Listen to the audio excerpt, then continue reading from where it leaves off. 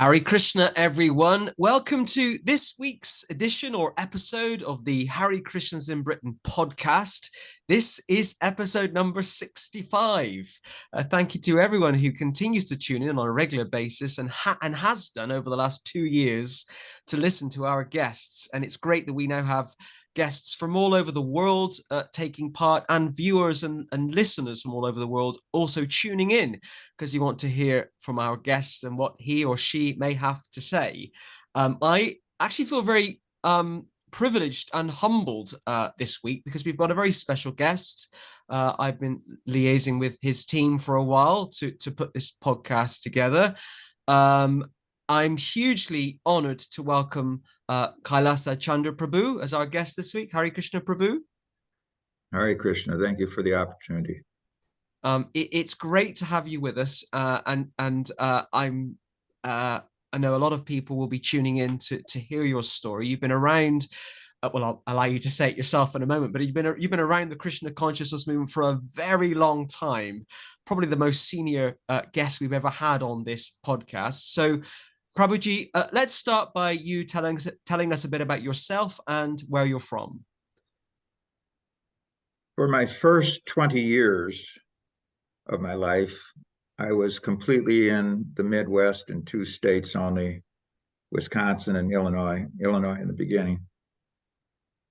Now, there's one exception to that. For a week, I went to Florida with my parents, which was very helpful to my health. But except for that, I'm a Midwesterner all the way.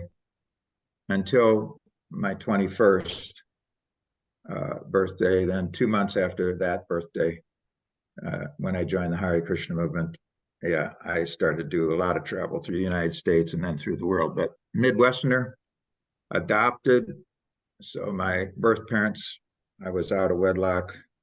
My initial name was Gerard Frauser. I found that out many years later. My father revealed it to me in documents. So in those days, in 1951, it was a seller's market, which means it was tough to adopt somebody. So my initial parents who adopted me, my foster parents, Robert and Gladys Barber, he was Irish, she was South German, and that matched my birth parents. And they did that. The orphanages did that. They matched according to the racial. So the orphanage, I was just in it as a transit point because the mother and father who adopted me, my mother saw my birth mother coming out, so she had just delivered me there to the orphanage, and so I was just a transit point. So I was never in an orphanage per se, except as a transit. As a child, I was sickly. Whatever the disease was, fortunately, that polio didn't get that. Disease, plus rheumatic fever I had as a toddler. And my worst disease was asthma. I had that very severely. One time my father walked in, I was in the crib. This is one of my earliest memories, obviously. He walked in, I was about to die. I couldn't breathe, so my face was turning purple. He walked in, I saw the shock in his eyes. He's a very powerful man. He was part of Merrill's Marauders in Burma during World War II. So he picked me up, and with his powerful arms, he was able to break the congestion by putting my back to his chest, and with his arms, he broke it so I could breathe. Also, and it was not diagnosed as such in those days, I was autistic. So I was considered like, maybe he's a bit of a retard. Well, autistic doesn't necessarily mean that. Sometimes it means the exact opposite, but I didn't speak until very late, according to how children start to speak and things of that nature. But again, autism wasn't recognized in those days in the early 50s. My parents were both Catholics, but my mother was not a believer. She just became a Catholic in order to get married to Bob Barber, who was a Catholic and was a believer, but I found out in due course of time he wasn't a strong believer. At any rate, I was raised as a Catholic, and when Bob Barber, he is a very established man in Glenview, Illinois, which was a suburb of Chicago. He took over his father's plumbing business and arguably was the best plumber in all of the suburbs of Chicago. He got a lot of business, and he was He was constantly into his books to make sure he paid his taxes and kept track of everything. He got once severely injured while doing plumbing, and my mother was so intuitive that she immediately knew. The siren went off whenever somebody got severely injured in Glenview. The siren went off, and when she heard the siren, she knew it was immediately him. She was right. At any rate, he was a professional plumber, made good money, and he was assistant fire chief, and he was also in the city commission and eventually became the city commissioner. He and my mother were, you could say, the standard of what you would call, middle class. In fact, if you were to say, take all of Chicago and find the most middle class family, we would have probably qualified for that, for the top 10. But they were heavy drinkers. They were heavy smokers and heavy drinkers. I had a natural antipathy towards smoking from the gate. I mean, we had this porch on the backside of where he built the house. He put the plumbing and electricity in. He had carpenters do the house, but he built a house very near our church that we went to, which is a huge church in Glenview, Illinois, colossal, Our Lady Perpetual Help. So there was an open porch in the sense there were screens, but on a heavy rain, if it came in at an angle, so they smoked out there. And I remember going down there one morning when I was still very young, because there's a big picture window, so I could see the river, and I had a great view of the sunrise coming up over the river and etc. on the other side of the river. But I went down there and I saw those ashes that had been scattered due to the rain, and it just horrified me. So I was not following them in regard to their strong tendency towards intoxication, which, of course, in the 50s was big. At any rate, they're also a little bit on the loose side. Now, I don't want to criticize them at all. They fed me very well. They sent me to school very well, dressed me very well. Everything was good, and materially speaking. Spiritually, that's a whole other thing, but it doesn't matter at that stage. But they were a little bit loose in regard to their sexual activities. So there was a divorce one just before I turned 10. I would go up in the summers with my mother to Gitchigumi in Wisconsin, Gitchigumi is located on the peninsula of Wisconsin. If you know the shape, Wisconsin's shaped like a mitt, like a hand, and that thumb is the peninsula. And so she'd go up there in the summer. And so actually, she had a boyfriend up there. He had a girlfriend down in Glenview. And I was sort of aware of it, frankly, but I didn't concern myself with it. So in Illinois law at that time, it heavily favored the woman. Now, Bob Barber, he had tremendous connections throughout Illinois, and Gladys Barber did not. She was a kept woman, a housewife, which was the standard in the 50s, and he could afford to do it. He tried to bribe the judge, he told me later, but it didn't succeed, even though he had all that pull, because Illinois favored the woman. So myself and my sister went with my mother just before I turned 10, and we moved up to Sturgeon Bay in Wisconsin. This was a major setback to me in regard to my material development. In regard to my spiritual development, it was an indirect pay it in advance bonus, which I had no idea it was such, but it figured out later that it was very good for me spiritually. Materially, it certainly wasn't. I was not well accepted. I was also short. I'm not short now. I'm 6'3", 196 pounds. So I'm not short, and I've not been short for a very, very long time. But I was short then. And like in my graduation class at the parochial Catholic school, 8th grade, I was in the front row with two other guys and with the girls. But I was short, and I had freckles, which were looked down upon. And when I came up to Sturgeon Bay, then I wasn't part of the clique of anything because, I hadn't been there. So it's 4th grade. I come up in the middle of 4th grade. I was not well accepted. Plus, by nature, I'm a little different from people anyway. And so I got a derogatory nickname, and I got beat up on the playground at least once a week, usually twice or three times. At any rate, whether you say chicken or the egg argument, whether you say I was antisocial and a bit misanthropic due to how I was treated, or whether that was already in me, which I tend to lean towards the second explanation, frankly. I was into my own self and my own thoughts. And I liked being alone. Like when my mother took me up to Sturgeon Bay in the summers, I was alone for all those hours upon hours on end. I just, I'd either fish, which sinful activity, but I didn't know it. Yeah, or you go on the swings and swing. I love being alone.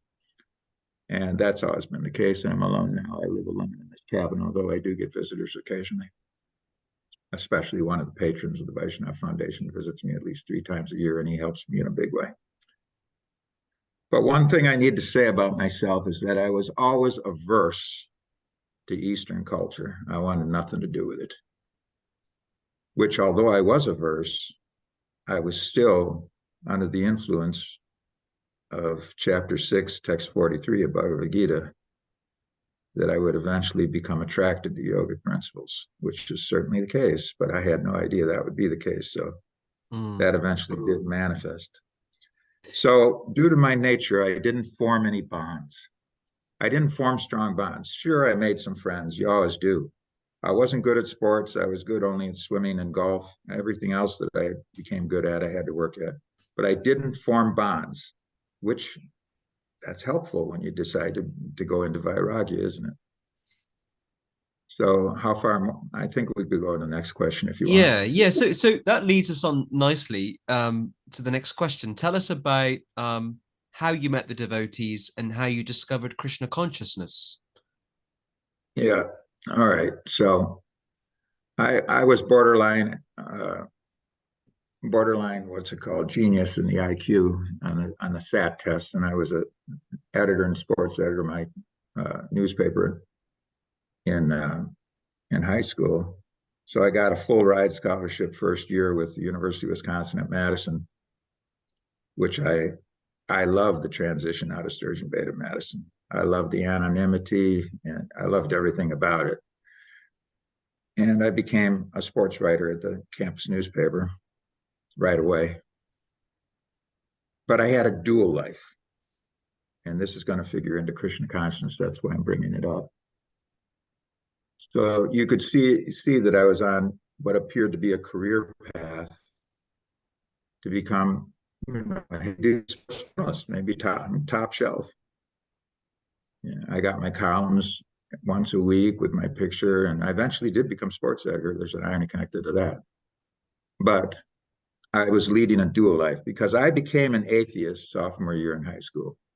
And I wanted nothing to do anymore with being Catholic, even though I was a devout Catholic. But I figured out that was nowhere. I won't go heavy into that. But I became an atheist. You could even say a dedicated atheist, but really that started to go in another direction. It started to go into the direction of occult. Now, when I say occult, OCCULT, not a cult, occult, occult ideas, occult teachings. So my atheism had that to it. It was not that I was a hardcore materialist per se. I mean, I was a hardworking guy. I was one of the few in freshman year in high school that after the final bell rang for the last class, I was out there to my job. No, hardly anybody else was. There's only 2 others of us that did that. And I umpired baseball games in the summer along with working at the Evergreen Nursery and also working as on the Parks and Recreation. So I had lots of work and made peanuts for what I was being paid, but that didn't matter to me. I was by nature into working. So when things collapsed for me in college, which they eventually did, because I started to realize that I wasn't career oriented. I couldn't develop a persona. And if you're career oriented, you have to develop a persona. And I couldn't do it. I didn't even try to do it. I didn't want to do it. The personality from my astral body was what you got when you dealt with me. I didn't put up a persona. But if you're going to be a first-class sports reporter and make that your career, you got to develop a persona. And when I interviewed the not attorney general, what's the name of it? It's an AG, but athletic director, AD. When I interviewed him, he's a famous sports celebrity in the 50s, and now he is athletic director at the University of Wisconsin. And when I scored that interview, and I went in there, and he certainly had a persona, let me tell you. So that should have been one of my big breakthroughs, but instead it produced the exact opposite effect. Now I wrote it up for the paper and nobody knew, but inside me, it produced the exact opposite effect. Like, I'm not going to do this. I don't want to do this. What am I doing? I like sports because of things about it, competition, momentum, coming from behind, all these things. But then I had to question everything. My grades were falling off. As of January of when I turned, that would be 20, I started getting into drugs, and I got into hallucinogens for 13 straight months. Not every night, but in the end, it was every night, hash, marijuana, LSD, psilocybin, and especially mescaline. So these were leading me to see that there's a whole nother alternative consciousness. And I more and more got into that, and more got out of what I was supposed to be there for at Madison, which really was never my main. It was, it was a competing motivation. It was another thread. So in junior year, I decided that's it. I'm dropping out. I would have got all F's anyway because I wasn't going to class. I was still doing. That's when I got appointed as sports editor at the Daily Cardinal, the campus newspaper. So I was still keeping that up, but I wasn't going to the classes. So everything was going to collapse anyway. And as it turned out, when I went to, because you're assigned I forget the name of it, you're assigned somebody who's supposed to watch over you, that if you have a problem, you go to that person, whether it's a he or a she. I never knew who it was. I never went to him. It turned out to be a her. But you had to go to her in order to drop out. I dropped out one day before my grades would have been solidified on my record. So I ended up having a B average, which I didn't deserve. I could go into that, but it's a side trip. At any rate, so I'm saying I'm going to drop out now, and I say, so please put it down. I'm dropping out. She says, you have to fill out this form where you put your reason for dropping out. Otherwise, I can't dismiss you. So I wrote 3 words, and when she saw those 3 words that I wrote, she really knew this guy's a basket case. We're never getting him back again. So she stamped it. Now, for those of you who are listening who are of my age, you probably know about that LP called Abbey Road. Now on the second side of Abbey Road, there's that instrument. That's not instrumental, but it's where the songs are short and they all linked with one another. So there's that one song that says, "Oh, that magic feeling, nowhere to go." Well, that's what I felt. When I dropped out, I came out, and I was then going to walk back to because I didn't have any vehicle or anything. I was going to walk back to my apartment, which was 2.5 miles away, but big deal. I was walking that anyway. We're taking buses. And that magic feeling, nowhere to go. And I loved it. So now I'm down. So because by nature, for example, I didn't get into any philosophers or read them. The only philosopher I read was Freud. I thought he was pretty good. Prabhupada didn't like him, that's for sure. On dialectical spiritualism, he doesn't give him a good review. But I thought he was pretty right on. But at any rate, that's the only philosopher I read. I didn't read any Eastern. I didn't want anything to do with that. I was into my own thoughts and getting so-called knowledge, or sometimes knowledge, from what the rock stars were singing. The message music of rock was what I was into. And of course, drugs. So then one night, as I was sitting on the couch, and I'll quickly get to my contact with Krishna Consciousness, but I thought this preliminary was required here. So I'm on the couch, and I'm going into despair for the first time. I never experienced despair before, but I was experiencing despair because I realized certain truths that hit me like heavy. One of them was, there's all kinds of philosophies out there. There's all kinds of cults. There's all kinds of religions, thousands. But my realization, and I still stick to this, by the way, is either one of them is true or none of them is true. So then the issue becomes, if one of them is true, what are the odds of finding the needle in the haystack? Slim. And if none of them are true, then the conclusion is that evil is supreme, which I was open to that if that was the case. If evil is supreme, if that's the truth of our existence, I was open to that and I would act accordingly. So while I was having this moment of despair, then other realizations came. For example, the realization came that your mind that's feeding you all this stuff is your enemy. This was a hard realization for me, but it was there. Then, when this despair reached a certain point, I received two words. Now, I'm going to say it came from Paramatma. Everybody who's listening or watching, they can come to their own conclusions, but I believe it was directly from Paramatma. Could have been from Pragya, which is indirect Paramatma, but I think it was direct. And the two words were, become pious. And I was anything but pious. I was seriously considering joining Hell's Angels. I was seriously considering becoming a cat burglar because one of my friends was learning how to pick locks. So when I got that become pious dictate, then I realized that if the truth was there, even though it was slim that I could find it, I'd have to pass tests. And this was the first test, and it's big. Change your whole attitude, your whole behavior, become pious. So immediately then I realized for the first time, by the way, that meat eating was evil. I didn't realize it before then, but I realized it. So then I decided to join the co-op, which was about a mile away on the other side of Madison. So a mile from where the apartment was on Ingersoll Road. Now there's a great irony here because the Krishna temple, which was in a house, a two-story house, was only 2 blocks from me and I didn't know it. So anyway, I walked then after that the next day and joined the co-op. And, you know, you have to do certain duties there and then you can buy your food at discount and all of that. And then I started becoming a vegetarian. Now, all my roommates and my roommate's girlfriend, who I had a good relationship with, although not sexual, although I wanted that, but I didn't have it. They all were against me becoming vegetarian.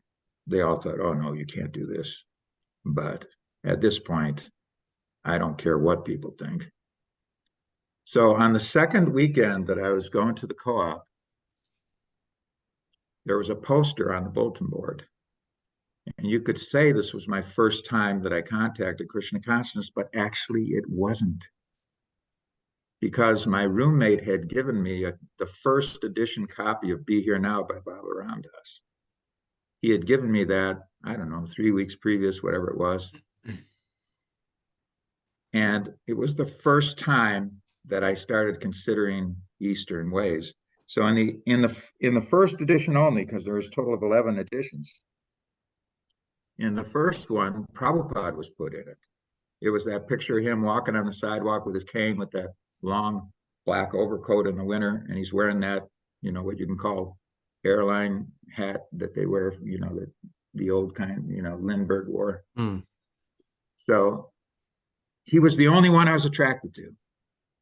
And I memorized his name, even though I was on marijuana. I memorized his name. When I woke up the next morning, I still had it memorized. But I didn't know that that was Krishna Consciousness. I thought, this guru, I like his energy.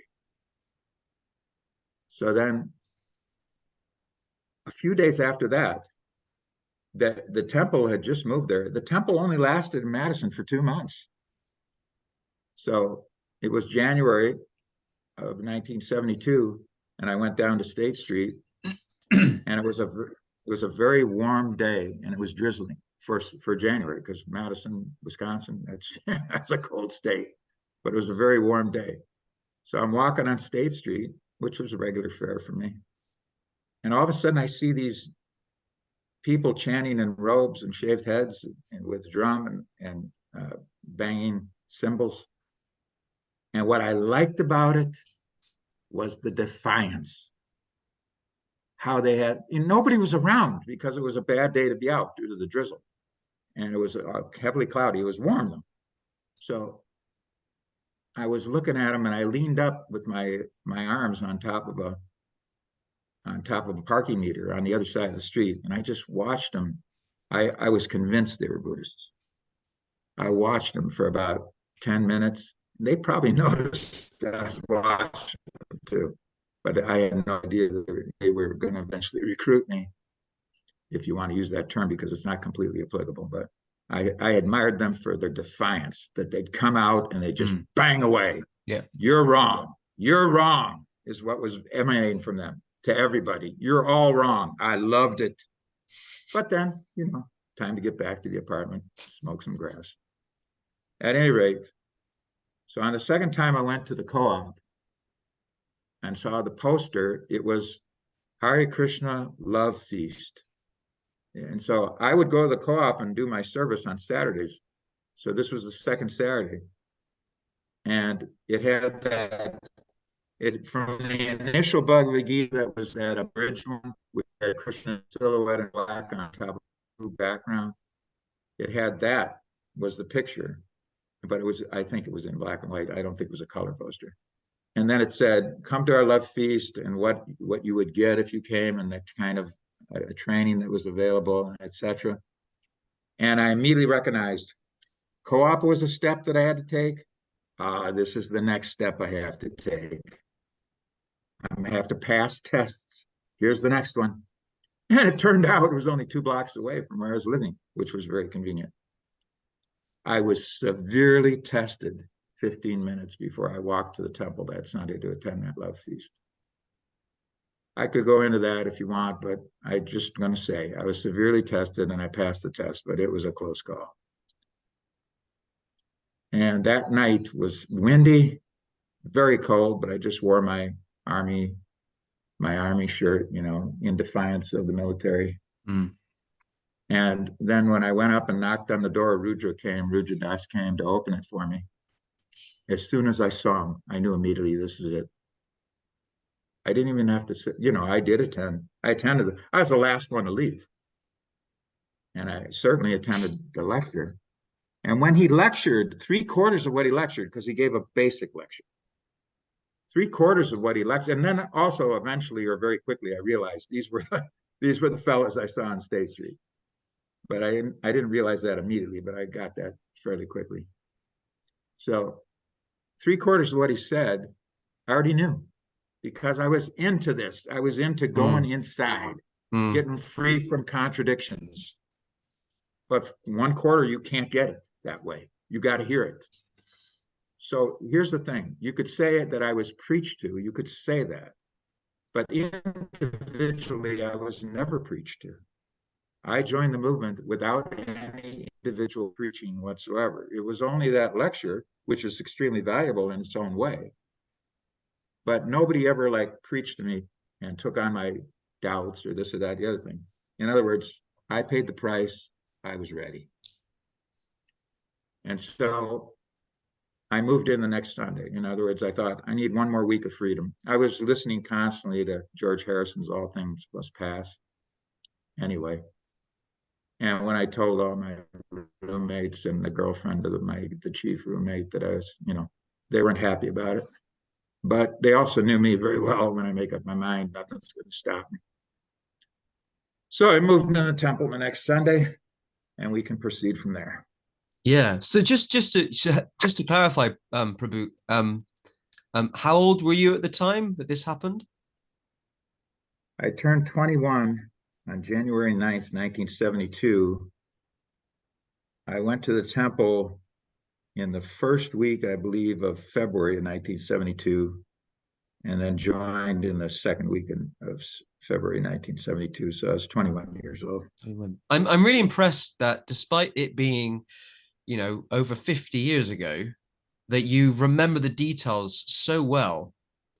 I find that quite remarkable. I mean, it was obviously such a life-changing experience for you, the details of the dates of when things happened and when you saw the devotees and how you felt. I'm just quite amazed that you can recall it so well. So you thank you for the compliment, but I need to put a little appendix to your compliment. I could go into far more detail than I did. I was consolidating. Wow.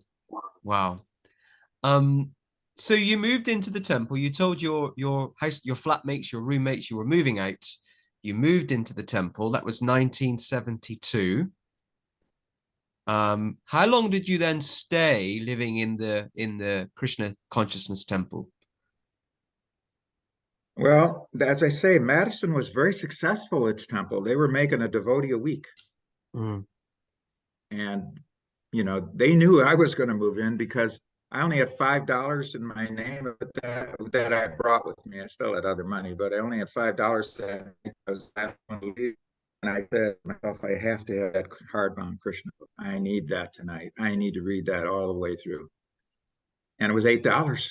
And I thought, oh no, I had no idea that they'd be more than overjoyed if I gave them $5 for that book and told them I'll bring them $3 within the next couple of days. So, and I did go back and read half of it before I fell asleep, and I knew it was the absolute truth. I believed every single sentence without doubt. So I was in the movement,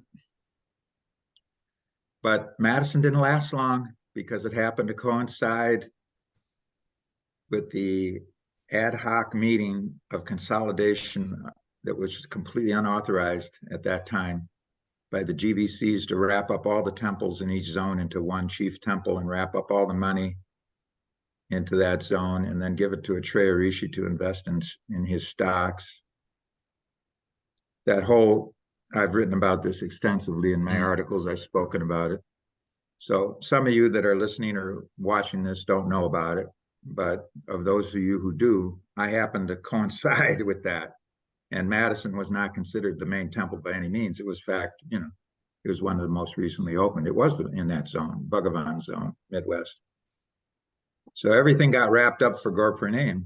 So I was only in the Madison temple for about 2 weeks, but we'd go down there in State Street, incense, BTGs, collect. It was all very good, and nothing, no deception. Tilak, shaved head, kurta, but it got wrapped up. Madison got wrapped up, but I was in there. I squeezed in the 2 months that it was active. So this is going to sound egotistical. I wish to offer an apology to everyone who thinks this is an egotistical statement. But I believe that at least secondarily, that temple was meant to get me. And if it sounds egotistical, my apologies. So then I went to Detroit, and we all went to Detroit. And so I no longer had a temple president. And I was very dedicated in Detroit. But Detroit was the huge test because that temple at Madison was perfect for me. Perfect, small, emphasis on chanting and meditation, going down in the streets, collecting, etc. You get to read the books on a regular basis. You get the lectures. Everything's not that I needed personal attention. I didn't, but everything was quite personal, which was helpful, not needed, but helpful. But it wasn't the mass element. But because all these temples were being consolidated now into the Detroit temple, which was a big temple, it's a huge temple, but it was massive then. We're talking at least 100 devotees in there. So a lot of temples. So a lot of temples closed, and then those devotees were expected to travel to a central temple. They weren't expected. That's what was done. Okay. Chicago was closed. Madison was closed. What's the other one there in Indiana? The University of Indiana was closed. That temple. Cleveland was closed. So all the ones in the Midwest zone were closed, wrapped up. You had to, get we helped Chicago pack up. Everybody had a U-Haul behind their vehicles. And then everybody went. And of course, Detroit was already the biggest temple. So there's already at least 40 in there. So everything was consolidated for Gaur Purnima.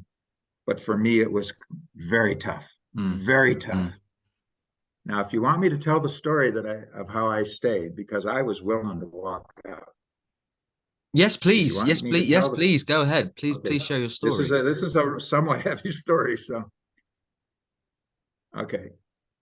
So the temple room was not really big. It was certainly bigger than the temple room at Madison, but when everybody went in there from Mangal Arti, it was shoulder to shoulder. And of course, I didn't go up front. I stayed in the back. They did have Radha Krishna deities, but not only that, they had two Radha Krishna deities. They had the big Radha Krishna deities, and then they had the smaller silver ones down at the bottom, but they had Gaur-Nitai, they had everything. So it was a wonderful spiritual atmosphere, tremendous. However, it was completely different from what was perfect for me at Madison. So, you know the program. You go Mangal Arati, and then you chant japa. So that's what we did at Madison, and that was perfect for me, how that was done, But when I came to Detroit then and saw all these devotees packed like sardines chanting japa, I said, whoa, wait a minute. This is fanaticism, I think. This might be fanaticism. I'm not prepared for this. But I didn't immediately say I'm walking, but I was willing to walk because I was an extreme guy. Like I said, when you said, thank you for giving all the details, I could give you all kinds of details about extreme things I did in order to come to where I eventually ended up, which was Krishna Consciousness, the needle in the haystack. But so I'm willing to walk, even though I have no money, because I donated. As soon as I came to Detroit, I donated the $400 I have. And then Radha Sham, who was the treasurer, he said, we really needed this 400, but Krishna supplies.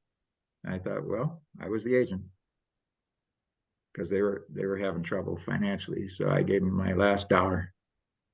Anyway, it didn't matter to me. I'd walk. But now, this was an old house. It used to be a mansion. It was a mansion, but it still was, but it was in disrepair. So the prasadam room had these old water heaters. And this is the winter, because, we're talking a northern state, Michigan.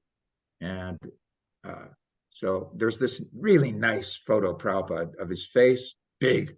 And because they couldn't hang it up, they put it on top of the water heater. It was strong enough that it wouldn't catch fire. And I went to that picture because my whole basis was that I concluded when I joined that the Guru is with me, not just Paramatma. I accepted that, but that the Guru was with me whenever I needed him. In other words, I was an occultist. I wasn't there to make friends, or the food was great, but I wasn't there for the food. I loved it. I'm an eater. I like to eat. I'm not heavy or anything, but I love to eat. And there's no better food than, the only better food in the whole world is LMG and Jaipur. That's the best food in the world, but it's not necessarily offered. Maybe it is, I don't know. But the food of the Hare Krishnas, you can't beat it. So I loved everything about it, but then what I saw in the temple room then, no, ain't doing that unless I'm convinced. And I'm not convinced. I'm not willing to surrender to that. So I went to that big picture of Prabhupada there on top of the water heater. And I had my japa beads in my bag. And I was standing, and because the water heater came up to like maybe 3 feet or something, or 3.5 feet. So the picture came up that I wasn't looking down on the picture. I was looking equal to the picture. So it was a big picture of Prabhupada's face, where his yogic power is so absolute. It's the one on the back of the first edition of Easy Journey to Other Planets, that facial. So I'm chanting to it. And as I'm chanting, I'm saying, you have to show me a sign. I need a sign. I need to know you're aware of me. Otherwise, I can't take it. This is too much. Now, was the austerity severe in the movement? Sure it was. But I was willing to do the austerity. Now, the drugs had broken down my health to some degree, but I was still a young man. I was willing to do the austerity. That wasn't the issue. The issue is when you make that leap. And I hadn't made that leap that was indicated because I'm a loner. And that was too much for me. So I needed a sign from Prabhupada that he was aware of me. Give me a sign. And he did. A miracle took place. Now, was it something that anybody else noticed? No. Was it something that was in myself? No. It was something that was impossible, but it was made so that only I saw it. It was on the material plane. It wasn't a principality that automatically manifested like a ghost and then stopped manifesting. Nothing like that. It was on the physical plane, pure as day, right there to see, done in 2 or 3 quick stages and then done. In other words, Prabhupada arranged, show him a sign. The sign was given to me. It was impossible that that could take place without intervention from higher entities that control material energy. And I said, okay, I stay. So, you know, Wow. Detroit, I can say what it was, but it's still, in one sense, it would be considered minor. But, and for me, it wasn't minor. For me, it was major. So anyway, I didn't stay too long in Detroit because, as you know, Bhagavan was the only one that did that. When they did that centralizing scheme, those 8 GBCs that had that ad hoc meeting, Bhagavan was the only one who acted on it, and he acted on it right away. So then when Prabhupada said, no, this is unauthorized, go back to what it was before, well, they had to reopen the Chicago temple at bare minimum. So I went with Sri Govinda and Balash for the Chicago, open up Chicago, and 5 brahmacharis. So then I was on, so then that, and so my preaching went back to the Chicago area, which I would do a lot of my seva out of Chicago. Technically Evanston, because both that little temple and that apartment, as well as the Radha Krishna temple, was technically right on the outskirts of Chicago, northern outskirts, so technically in Evanston, but for all practical purposes, Chicago. At any rate, I didn't stay long in Chicago because Babalashva liked me. Sri Govinda was at best neutral. I think he was worse than that, but it didn't matter. Babalashva liked me. So they wanted to open. This was a totally new thing. My mind is blanking out on the devotee's name, which is embarrassing to me. I hope I get it. I hope it comes up. Yes. Vamanadev. Okay. Vamanadev, I hope I got it right. He was assigned then to open up a temple. He and his wife were going to open a temple at St. Louis. So they asked, can each of the temples in the Midwest supply a man? Well, most of them weren't willing to do it, but Chicago was willing to do it. So Babalashva asked me, would you go down to St. Louis because they need manpower there? It's a new temple. I said, certainly. And then the next morning when Babalashva gave the lecture, he said, we need devotees who are ready to serve immediately whatever they're asked to do. Just like Bhakta Kevin. Yesterday I asked him, are you willing to go down to St. Louis because they need a man? He immediately said yes. This is the right attitude. And I hitchhiked down there from Chicago, you know, and I hitchhiked, shaved head, tilak, kunti beads, kurta, dhoti. Got on the road, hitchhiked, made it to St. Louis in 4 or 5 hours, whatever it was, 2 rides. And so I spent a lot of time in St. Louis. Now, the temple president was not favorable to me. He was favorable to me in the sense that I got results. I got results wherever I served. I was results oriented. I was action oriented. My style was a little bit hard to deal with, you could say, but not my results. I got results, no. But the attitude was not necessarily what everybody, you know, is their cup of tea, so to speak, although devotees don't talk about tea too much. Anyway, I had my experiences in St. Louis, and that he did recommend me for initiation because I was very strong to get initiation, very determined. And so I got initiated at that major festival in 1972 at Janmashtami there at the Moundsville compound, quote unquote, New Vrindavan. And I got it 6 months and 1 week after I moved in. And I remember reading in the Hare Krishna handbook that you can get initiated in 6 months. And I got it in 6 months, 1 week. But it was not smooth with him, with that temple president. It was not smooth. But because I was getting so much results, because I was so dedicated, in other words, he knew that I was totally into being a devotee and serving. So like, they want initiated disciples. That's Prabhupada wants, and you get a feather in the cap if you're temple president, if you can have initiated disciples in your temple. So although he didn't like me personally, he called me a mental speculator. He did, just like an owl, straight to my face. But he recommended me, and I got it, and and then in that initiation ceremony at Moundsville, it was a big initiation ceremony, 40 plus. It was either on Janmashtami or Prabhupada Vyas Puj Day, or not Vyas, birthday, one of the two. Now, Prabhupada didn't conduct the fire sacrifice, but he was on the Vyasana. He was present. I had brought him on the palanquin. I was the lead guy on the palanquin the night before. Brought him down from when he visited the mini temple they had up on the hill, and then we brought him down. And there's a photo of that. So he didn't, because of the, he and Rupanuga and Kirtananda were chanting on the beads at Prabhupada's feet at the Vyasana. And then, they'd hand up the beads, and then the disciple would come.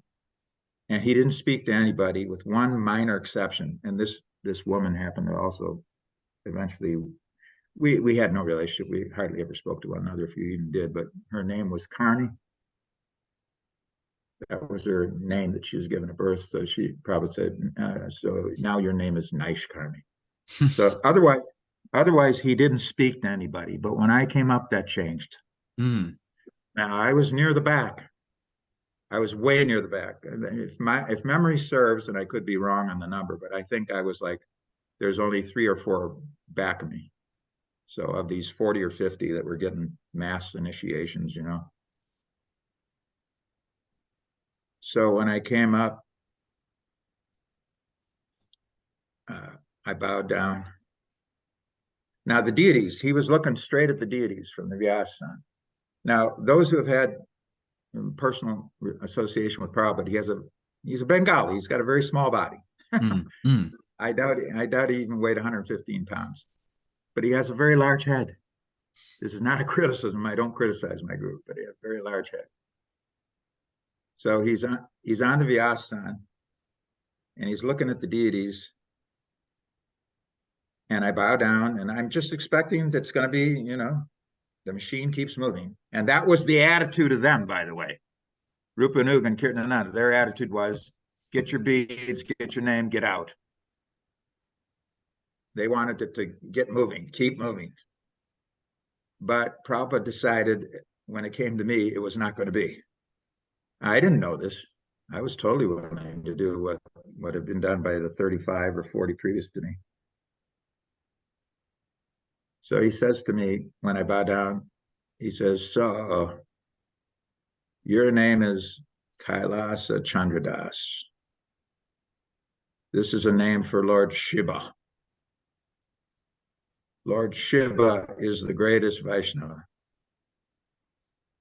Vaishnavanam Yata Shambhu. Lord Shiva is the greatest Vaishnava. Now I'm getting vibes, big time, from Kirtananda and Rupanuga, like, okay, you got spoken to, bully for you, take your beads, get going. But I knew he wasn't done. But because of that vibe that I was getting, then, what you do is you go, you bow down, you get your beads and name, and then you go. You bow down, you go. So I started the second bow down, and I got to Nama Om Vishnu Paraya, and then Prabhupada says, Dasa, Dasa, Dasa, not God, Dasa, servant, servant. And he was leaning up. He was leaning up on the Vyasana, way up. Now his lower body was still where it was, but his upper body and his head was leaning way up. His eyes were bulging. He was looking at the deities. When I popped up, when he was, because Prabhupada, he can intimidate like nobody else on the face of the earth. And so I popped up in shock, you could say, not complete shock. I got Mars exalted. You can't completely shock me, but yeah. And so I saw very clearly, and I know beyond a shadow of a doubt, he was getting signals from the deities about something, and it was in relation to me. Now, when he said that to me, the last word was servant. He said servant twice. When he said the last servant, it was very pacifying to me how he said it. So then I moved on. And he didn't speak to me, to the others that were behind me. So he only, for all practical purposes, with the exception of Nice Karma, he didn't speak to anybody. So what I'm saying is, you know, in the movement, I was with him.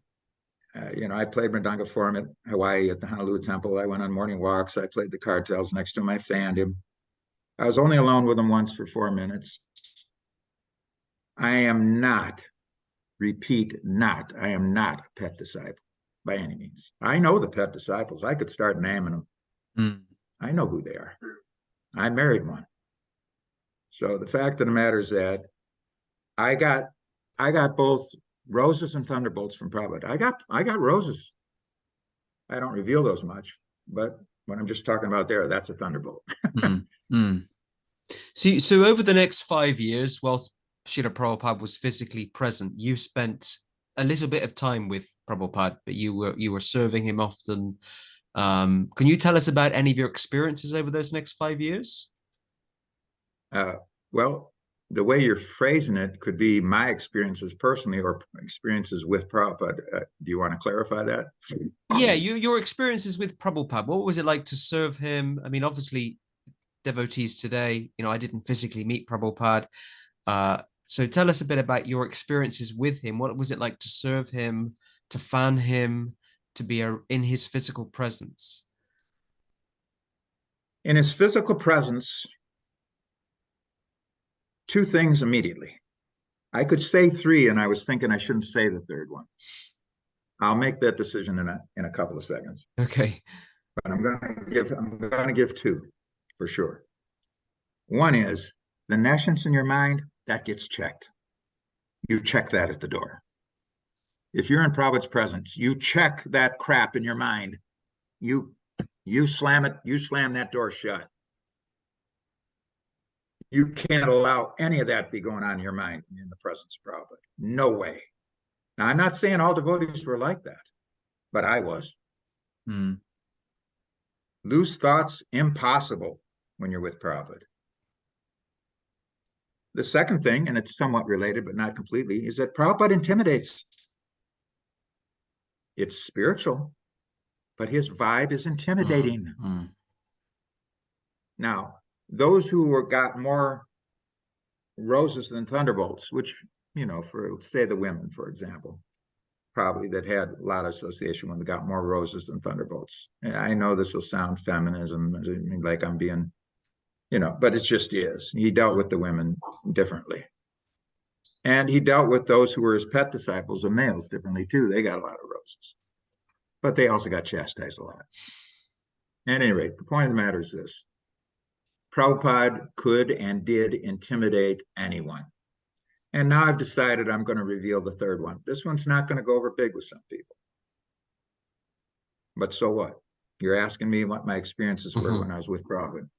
I knew that he had the power if he wanted to, but I was serving him very dedicated. So, but I knew he had the power. He could kill me immediately whenever he wanted to. Immediately, he could kill me.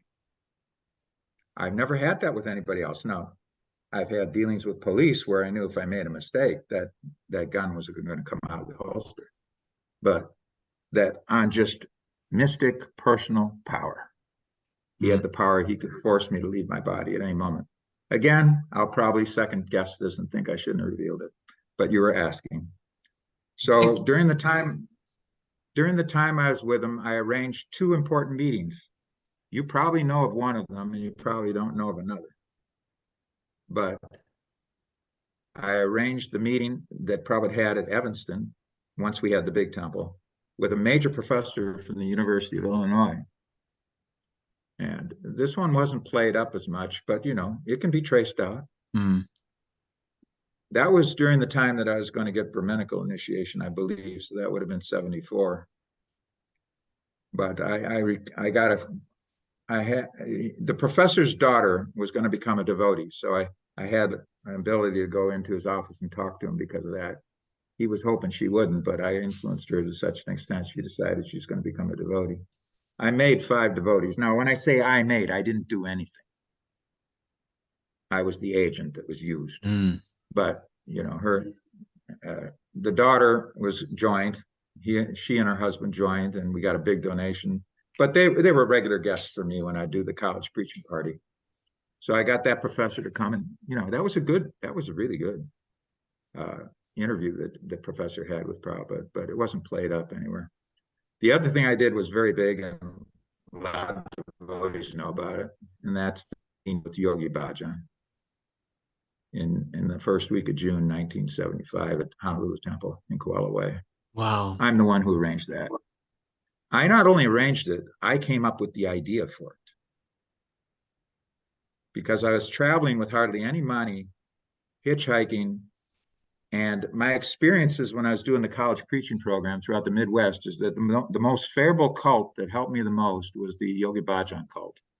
They put up the devotees or myself when I was doing individual preaching. So I had a relationship at the Kansas City 3HO, Yogi Bhajan there, with that president. To say we were friends is a bridge too far, but we had a good relationship, very favorable to one another, even though the teachings are quite different. So he said to me, why shouldn't our gurus meet? And I said, I'll arrange it. So I was heading towards Honolulu without any money, hitchhiking. Ooh, man, I could spend a half hour talking about what I went through with that. Not going. So I eventually got there. And you know, Prabhupada made it in the spring. He would always come to Honolulu in May and June. That was a regular thing, May and June. He'd come to Honolulu. And he said Honolulu and Hawaii in general was like a heavenly planet, which to a significant degree, there's 2 places on the earth that I've experienced that are like somewhat like what we would picture heaven to be. And that's Hawaii and South India. But at any rate, you know, Yogi Bhajan was scheduled to come during that time. And I knew that. And the 3HO center was only a half a mile away. Not that there's any interaction between the two. There's zero interaction. The devotees didn't even know about it, and I'm sure those devotees didn't know about the Hare Krishna. But I went there and I said, let's have a meeting. Let's do it. And so it got arranged. And I have that meeting almost memorized. And by the way, I got kicked out of the temple the next morning. But I was allowed to come for the meeting because I booked it. Not only did I book it, I read the Bhagavad Gita verses. See, Prabhupada was quoting from Bhagavad Gita, and he'd make a quote, and he'd say, find out this verse. Well, Bhagavad Gita, I was studying Bhagavad Gita regularly. I knew where those verses were. So out of the 5 times he asked, find out this verse, I answered, you know, I gave both the Sanskrit and the translation 4 of the 5 times. So that was a very famous meeting. And I remember the introduction to that meeting. If you want me to tell you about that, it'd only take 2 minutes. If you want that, yes, please go ahead, Prabhu. Please share. Okay. Prabhupada had his his room, real nice room, and one of those low-lying desks. You know, he loved those low-lying desks.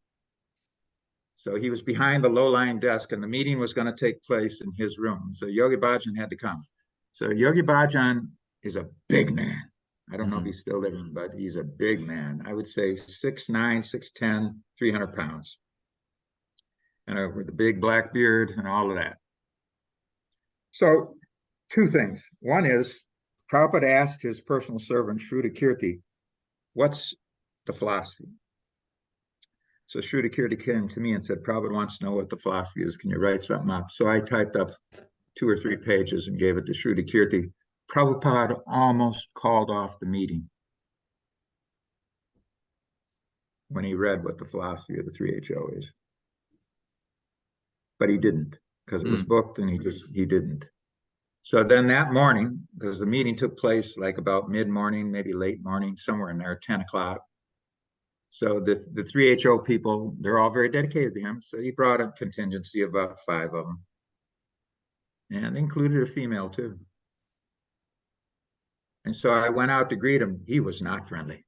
Yogi Bhajan was not friendly. So, big deal. I've been distributing books on the street for many years and etc. I'm used to not being dealt with friendly. So I just escorted him up to the second floor there. So Prabhupada was out on the porch. There was a porch connected on the side. And he came walking. So as Yogi Bhajan entered with us, which was his followers and the ones, the temple president who hated my guts because I exposed him, that's another story. But when I walked in there with the other 2 or 3 devotees, Bali Vardhan was one of them. Pandu was one of them. The temple president was one of them, Manasvi. So there's about 4 or 5 of us, and then 4 or 5 of them, and then the 2 big men. And of course, Prabhupada's a very small man. So a pretty nice cushioned seat was there for Yogi Bhajan. Pretty nice, pretty big, Didn't have a backing to it, but. So Yogi Bhajan sits down. Prabhupada, so they walk into the room, you could say simultaneously, because Prabhupada came in from the angle at the porch. So then Prabhupada sits down behind the desk. Yogi Bhajan sits down. And then there's a moment where you could hear a pin drop, heavy tension in the air. Yogi Bhajan says, "So, how are you?" And Prabhupada says, "Not very well." I mean, this is the exact opposite of what you would have thought would be the opening lines. Yeah. So, and this is on tape. Anybody can get this from, Bhaktivedanta Archives in North Carolina. You can get this tape and listen to it, the whole thing. I mean, Prabhupada lays into him in the beginning. In the end, they're very friendly. So. Wow. Anyway, then it goes after that. Yogi Bhajan says, "Yes, we'd like to invite you to the meeting that we're having in Albuquerque, New Mexico. We want to bring all the gurus together, to unite together, to merge together." And Prabhupada says, "They'll never." Again, heavy duty confrontation. I mean, I could go on and on because I got the opening like 10 minutes of this thing pretty much memorized. Wow. But I mean, I'm just telling you, if you're into listening to the only time that Prabhupada dealt with a cult leader face to face, this was the only time. Get this tape and listen to it. I've just Prabhu, I've just looked up Yogi Bhajan online. He passed away in 2004, so almost 20 years ago. But yeah, I'm certainly aware of the meeting, and I've read about it. Can we kind of fast forward now and talk about after Prabhupada's departure from the world physically, kind of post 1977, because there's a lot that we can really discuss over the next hour or so. So soon after Srila Prabhupada left the planet in November 1977, ISKCON established something called the Zonal Acharya system. And in response, you yourself became an early reformer and a strong critic of ISKCON's new management arrangements. What was the Zonal Acharya system, and why were you so opposed to it? I could only be called a reformer in the very beginning, but remember, I was third echelon and not a pet disciple. Yeah, I was a temple president once at the Big Island in Hawaii, but I wasn't a big man. I would say that the way to describe me is not as a reformer, but as a revolutionary. There were 2 devotees in the beginning who went against it, me and Siddhasarup, but we went against it in a very different way. I had access when this thing came down. I was in Atlanta. I had access because I was Balavanta's personal secretary. I had access to all kinds of documents that hardly anybody else did. But I already knew that Kirtanananda had started initiating without GBC approval. So he laid down the gauntlet, and Satsvarup and Jayadvaita came down to the Atlanta temple to meet with Balavanta to discuss whether or not steps should be taken. And the final decision was, let's work it out in Mayapur in April, March and April. So I thought the thing was shaky. I thought the basis of the 11 Uttamas, that they'd be worshipped as Uttama, and I certainly wasn't going to do that. I'll tell you that right now. No way I was going to do that. I knew a lot of these men. No way I was going to worship them as Uttamadhikari. But they were zonal acharyas because this false thing was created. Acharya of the zone, as Swami B.R. Sridhar said, who was the fertile soil for the 11 seeds to sprout very nicely. So I had access to when the devotees met with Swami B.R. Sridhar and what went on and what he was saying, like, Mat Guru si Jaga Guru, it is to deceive the disciple. Just put on the uniform and you become the soldier. Ritvik Acharya, then it becomes as good as Acharya. I had access to all that.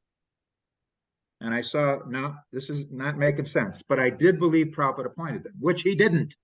But I didn't find out that until 1980. But I did see the transcripts, which Satsvarup was, he was the chief writer to, not apologist, but he was, establishing the so-called bona fides of the arrangement. And it said at the top, in consultation with higher authorities. Well, they did briefly consult with Swami Narayan of Mathura, but really it was all Swami B.R. Sridhar. So I saw, this is Gaudiya Mat. This is not right. I don't believe in it, but I believe they're appointed. But then, because I was having doubts, well, I had a good relationship with Balavanta. Obviously, he made me his personal secretary. Long story there, by the way, but we won't get into that. So on my birthday in 1978, and this is ingrained in I could never forget this. And I can easily remember the date. We started having a discussion. I let Balavanta know this whole thing is, I don't think it's right. The kind of worship they're taking, etc. Something's very wrong about this because they're manipulating. So I was straightforward with him. I respected him deeply. I like him. I still like him. And he said to me, this is a quote, per word, quote, this movement is run Machiavellian. Tamal introduced it and Srila Prabhupada approved it, unquote. This to me was a break point because I didn't come to Krishna Consciousness in order to get into a movement and, whatever, and be part of a Machiavellian arrangement. I had read The Prince to some degree, but I knew about Machiavellian. Prabhupada's critique and, dialectical spiritualism, he only praises one thing about Machiavelli. Everything else he condemns. So I didn't, it had an earth-shaking effect on me, but I hid that from Balavanta. And again, nobody should misinterpret. Balavanta was the best of all the GBCs. He treated me the best. I like him. He gave me a major compliment in 1991 when we were at Rupanuga's place just north of Alachua. He came to visit us because he was also in Florida, and he gave me a major compliment. He said, you were the only one from the beginning who knew it was wrong. And I consider that a major compliment. And I didn't believe in the arrangement, and I knew it was just a matter of time before I'd have to leave, which it was that summer that I left in 1978. And that led to this, and that led to that, and that led to that. But basically your question was, what did I think of the Zonal Acharya arrangement? And I hope I satisfied your question. So just to clarify, because I think younger devotees younger devotees like myself, or those that have joined the movement in the last 20, 30 years won't be familiar with the details. The Zonal Acharya system was where the world was divided into zones, and ISKCON decided that a certain person or sannyasi or guru would be the leader of that zone. And I think how it worked was that if you lived, for example, in Britain or Europe or France, you had to take initiation from that particular guru. Is that kind of how it worked?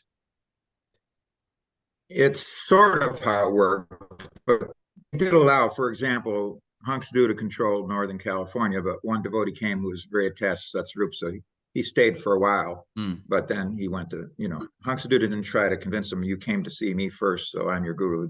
It didn't get that fanatical. But yeah, the idea was, and first of all, it was all sannyasis. Okay. Because Bhagavan and Jayatirtha were married, but the other 9 forced them to take sannyas. So it was 11 sannyasis who controlled the 11 zones. And like I saw, because I was at Mount Kailasa for so long, I got a copy of Hangsaduta's original letterhead.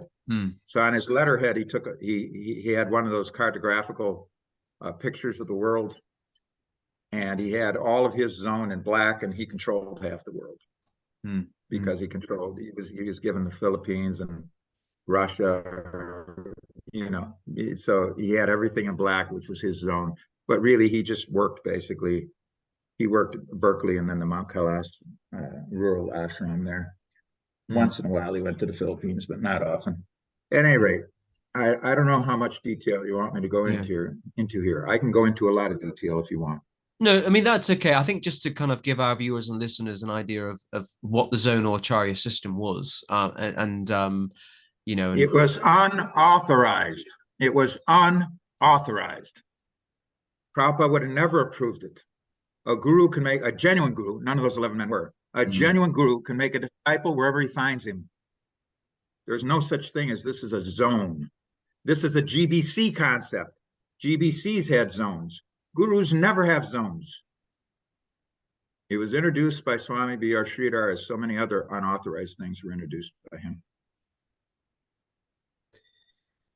You've mentioned Prabhu already. You've mentioned you've briefly mentioned New Vrindavan. Can we talk a little bit about New Vrindavan? Because some of the research that I've done on yourself, I've looked into your biography. You worked very closely with a devotee called Sulochan, and quite a few of the viewers and listeners will know about Sulochan and what happened in terms of, he was murdered by ISKCON authorities in 1986. And you spent some time serving with him, didn't you? Can you tell us a bit about him and what was it like to work with him? Yeah, I would prefer to use the word assassinated because it was a political hit. At any rate, Sulochan, I was with him day in, day out for about 3 months in 1985. I had just come back from India and I had recovering my health, and I was in Houston alone in an apartment. And I was trying to decide what's my next step. And he contacted me, and I had produced some major articles and papers and treatises that got distributed in the early 80s with Jadharani. So he knew that I had writing proclivity. He was a brilliant guy. He was brilliant, but he was not a good writer because he couldn't control his emotions, mostly. So he contacted me in the early summer, 85, and we eventually wound up at Gopal Vrindapal's place in Santa Cruz. He had a nice cabin in the North Forest of Santa Cruz. And that's where we did most of our work together. Sulochan, of course, had a big history at Moundsville. But I don't think I need to get into that so much because you can get that from Dr. Torsky's books very easily. And it's not too relevant. Like, I got initiated there. And I one time was Satsrup when I was on his party, visited there for a couple of days. But Moundsville was not a big thing for me. I certainly was not at all attracted to Kirtananda, and that would have been one major factor of it. Sulochan was a very good-looking man, very well built. He must have, pumped iron. He was a ladies' man. He could score women easily, and he did so.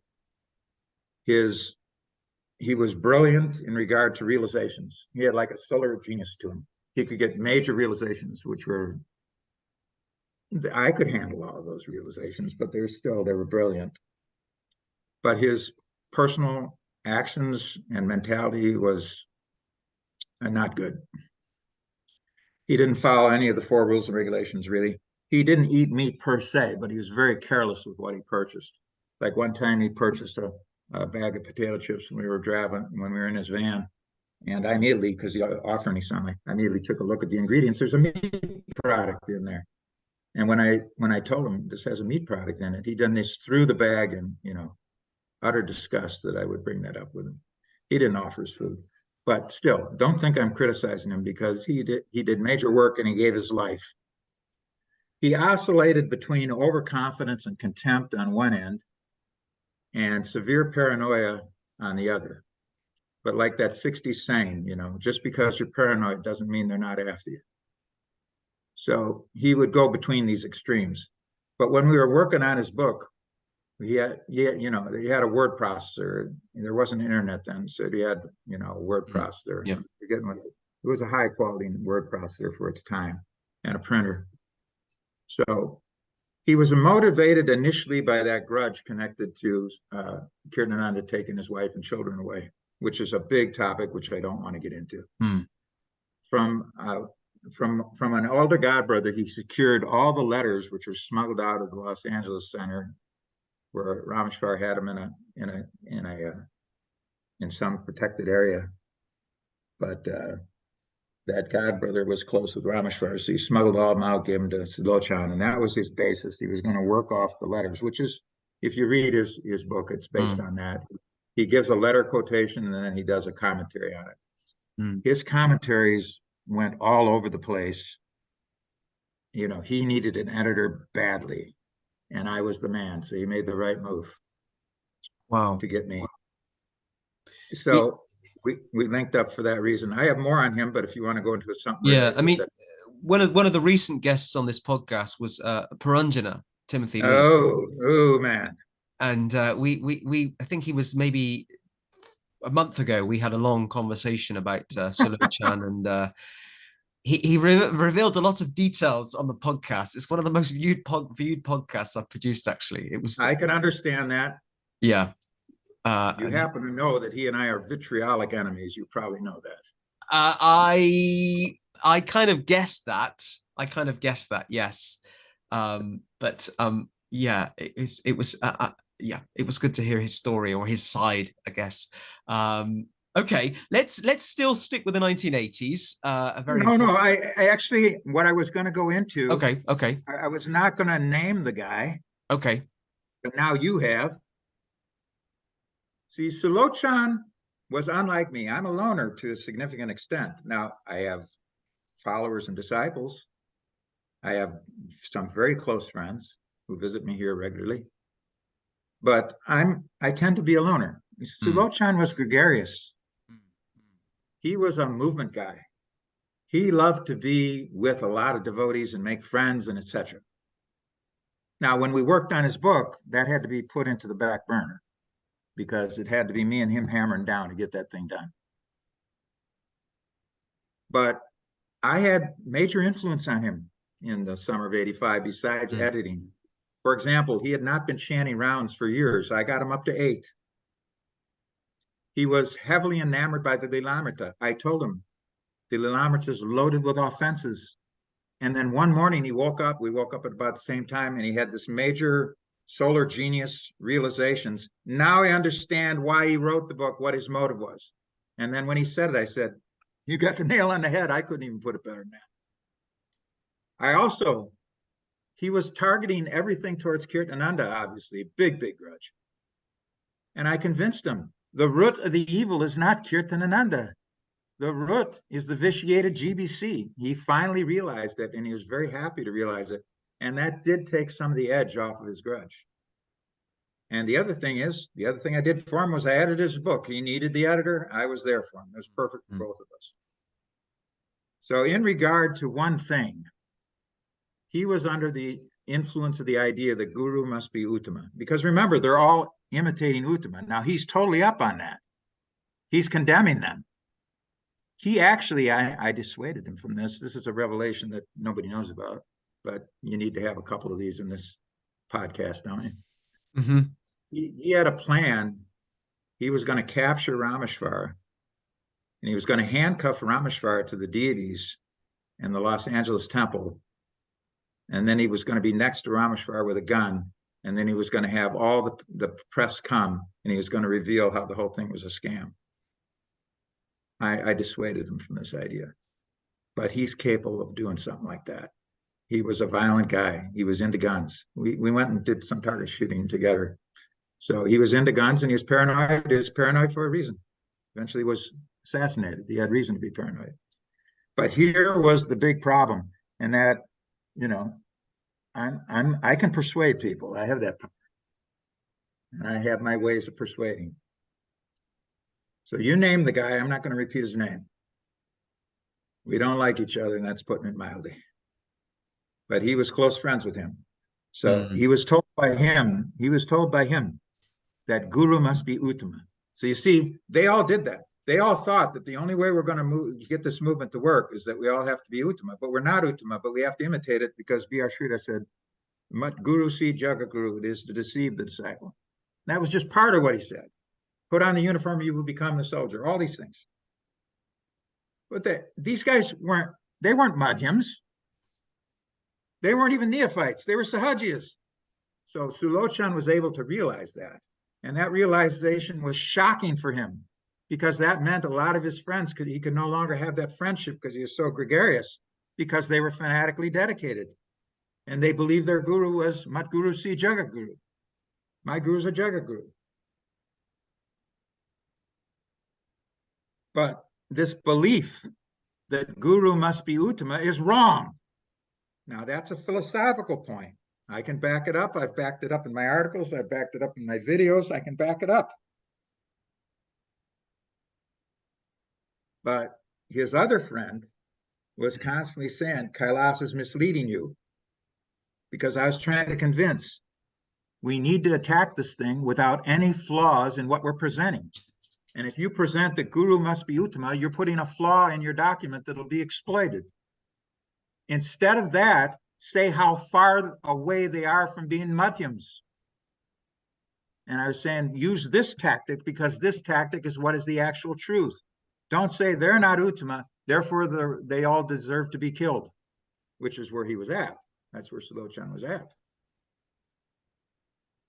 So I can tell you this, that the other guy won out eventually. I didn't win.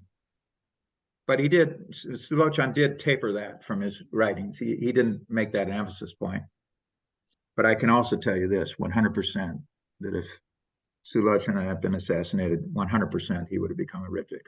100%. Wow.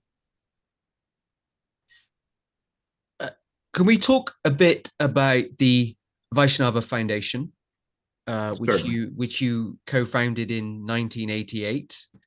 We've got the logo up there on the screen with us, which is great. And a lot of your writings and your lectures are on the Vaishnava Foundation website, social media platforms. Tell us about the Vaishnava Foundation, why you co-founded it, its principles, its values, its objectives, those types of things. I co-founded it as an unincorporated association in the last week of December, last week of 1986 at Mount Kailas. I was invited to come there and I stayed there. I co-founded it with a disciple of Hansduda who had been initiated, both first initiation, second, and then sannyas, and given up all three of them. So he linked up with me. He thought that I was, because he knew I was behind Sulochan's writings. He knew Sulochan couldn't write like that. So he had through various inquiries found out that I was the chief writer, in a sense you could say, or certainly the chief editor. So he wanted to meet me, and he did. And then we got together and we co-founded the Vaishnava Foundation as an unincorporated association. 13 months later, in the third week of January 1988, I arranged with the state, because I had to do a lot of work on this. So, I had to cross all the T's and dot all the I's. But with my godbrother Mahadev, I went to Sacramento and got it incorporated there in January 1988. Our bylaws, you had to present in-depth bylaws, and those stated your aims and etc. So we had in-depth bylaws, and they passed scrutiny at the the incorporation center there in Sacramento for nonprofits. But we underwent a major revision in the year 2000 of our bylaws. So if you say principles and aims, this should be adequate for me to describe the principles and aims, I think. So the principles are no compromise, complete historical accuracy, no contradiction tolerated in any presentation. These are the three chief principles. Now, of course, you got your 4 rules and regulations, and you got your 16 rounds, etc. I don't demand, I chant 16 rounds as an initiated level, but I don't demand any of the other members to chant 16. I think a couple of them do. And we're strict about, you know, to eat meat. Are you kidding me? This is abominable activity, subhuman activity. We'd never tolerate somebody who does any of that, even including meat, you know, elements that are indirect in food. And as far as intoxication is concerned, we draw a line there too. Like the main, we have 8 members in good standing, 2 members not in good standing. They're inactive members, but they're still technically members. We have 3 patrons and 3 allies. These are all different categories for Vaishnava Foundation right now. So the chief patron, he's not able to get free from intoxication. He's got that matrix built into his astral body. So he was a member for a while, but he couldn't get free from it. So he had to drop out that way and just become a patron. He's very important to me. And I'd love him to be a member again. But we draw a line there. And as far as gambling is concerned, what devotee is going to gamble? I mean, it's just complete nonsense. What devotee is going to... Now, mental speculation, that's another thing. We're very anti-mental speculation, but we're very pro-philosophical speculation. I can get into that if you want, but to a degree, it's a tangent. In regard to the tough one, which is, of course, the sexual stuff, we're liberal. There's no other way. You have to be liberal to some degree. You know, no member is we're not going to tolerate any member creating sex videos and, you know, something like that. But you have to be liberal regarding that. So we're liberal regarding that. So we have our principles, and our chief principles are, again, for me to repeat, no compromise, historical accuracy, complete historical accuracy, which no has. Their narratives are all flawed. I can tell you that right now. And no contradiction tolerated in any of our presentations. As far as aim is concerned, I can consolidate that. We have a lot of aims, but when we, you know, underwent the major revision of our bylaws, then we consolidated our aims, and our chief aim is to expose, check, and terminate the 3 deviant groups. And anybody who reads my writings or watches my videos or listens to my audio podcasts knows that I'm heavily, and even now, heavily engaged in exposing the fabricated so-called ISKCON Confederation, exposing Niyamat, and exposing Ritik. And it's having influence, and it will continue to have influence because people are catching on. Expose, check, terminate. After exposure reaches a certain critical mass, then you can check the advancement that these 3 deviated movements are making. You can just check them where they are. They're not going to expand after that. Just like slavery got checked by Lincoln. They're just not going to be able to expand, and that will hurt them. And then eventually terminate their influence completely. That doesn't mean terminate their existence. That's almost impossible. But terminate their influence, so that when somebody says ISKCON, the vast majority, if not the totality of devotees, when they hear that, they know where that institution is at. So its influence is terminated when you reach critical mass. Now, we're far from that, but this podcast is going to help. And generally, yes, go ahead. And generally, when we hear the name of that organization or the name of that group, people's, you know, resonation towards it's quite negative. So for example, in society generally, when we say the Church of Scientology, 99% of people have like a negative connotation. Oh, they're a bit weird, they're a bit odd, they're a bit cultish. Is that a similar thing that you're kind of suggesting? Well, there's a great irony in that you bring that up. Analogical religion is one of the Via Dharmas listed. I'm going to be getting into that very shortly, but I won't get into Scientology because I'm not part of that cult. Yeah. I have to tell you, I'm very, very aware of the details concerning both Dianetics and Scientology. I never joined. I do have Dianetics. I've read Dianetics cover to cover, and there's some good stuff in there, and there's some other stuff that maybe. But at any rate, the point of the matter is this: if you expose something enough, it checks the advancement. And if you check the advancement at a certain point, you terminate the influence. So again, getting back to your original question, that's our chief aim. To get into the other aims is tangential. The chief aim: expose, check, terminate. The Vaishnava Foundation is going to continue to expose the 3 deviant groups. And then when they're fully exposed, then it's going to check their ability to expand, especially in America. I'm America oriented, but Europe to some degree.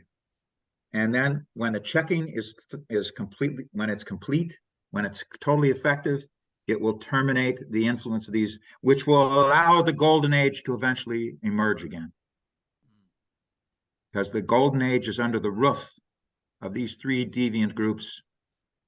And to get that golden age back up, which was flourishing in the late 60s and the early to mid 70s, to get that going again, this roof has to be destroyed.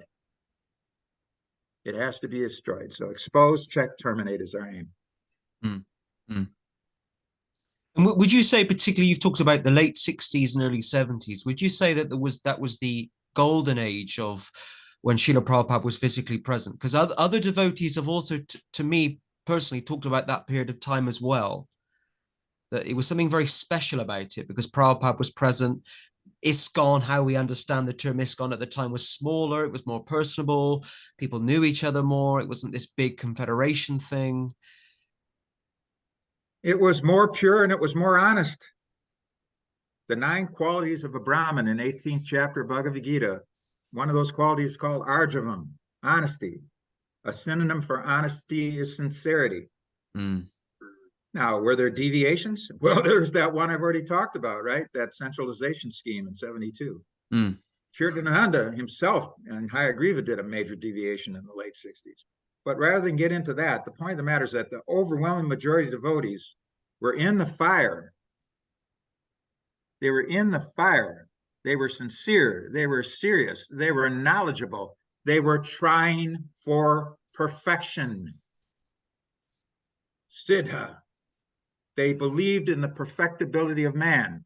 And the best way by far, no close second, is through Krishna consciousness. And so we don't want to mix apples and oranges here. We're still early in Lord Chaitanya's golden age. We're still early in it. We're at a very difficult position right now. Extremely difficult. So to call the late 60s and the early and mid 70s the golden age of ISKCON like that, I don't want to mix that term in. Okay. But it was the years where everything was sincere and serious. Prabhupada was followed, that you get the benedictions from Prabhupada. You serve, he gives you knowledge, he gives you protection, he gives you spiritual power. Your adhikar increases, then you act according to your increased adhikar, and it increases more when you do so. The devotees that were at the core of Prabhupada's movement, whether they're pets or not, they were trying for perfection. And because of that, they had a great vehicle for perfection, the service that was given to them. But by the Christmas time of 1973, some major contamination entered, and things went downhill, and they went downhill fast. And a lot of devotees, I don't think, know today that there was a lot of things happening within ISKCON at that time that Prabhupada maybe didn't know about, or wasn't supportive of, and things started to develop and change. And you read letters of Prabhupada where he's saying to his disciples, why are you changing these things? Why are you, why is this happening? And a lot of devotees don't know that. Well, Narada, we could easily spend an hour on that topic alone. But I have to correct you on one. You have a misconception. It's very indirect and it's not serious. Okay. Prabhupada could know anything at any time, anywhere. He had full access to Paramatma. His Bhagavan realized, so he had full access to Paramatma. No matter the deviation, if Paramatma wanted him to know about it, he knew about it. He didn't have to receive a letter.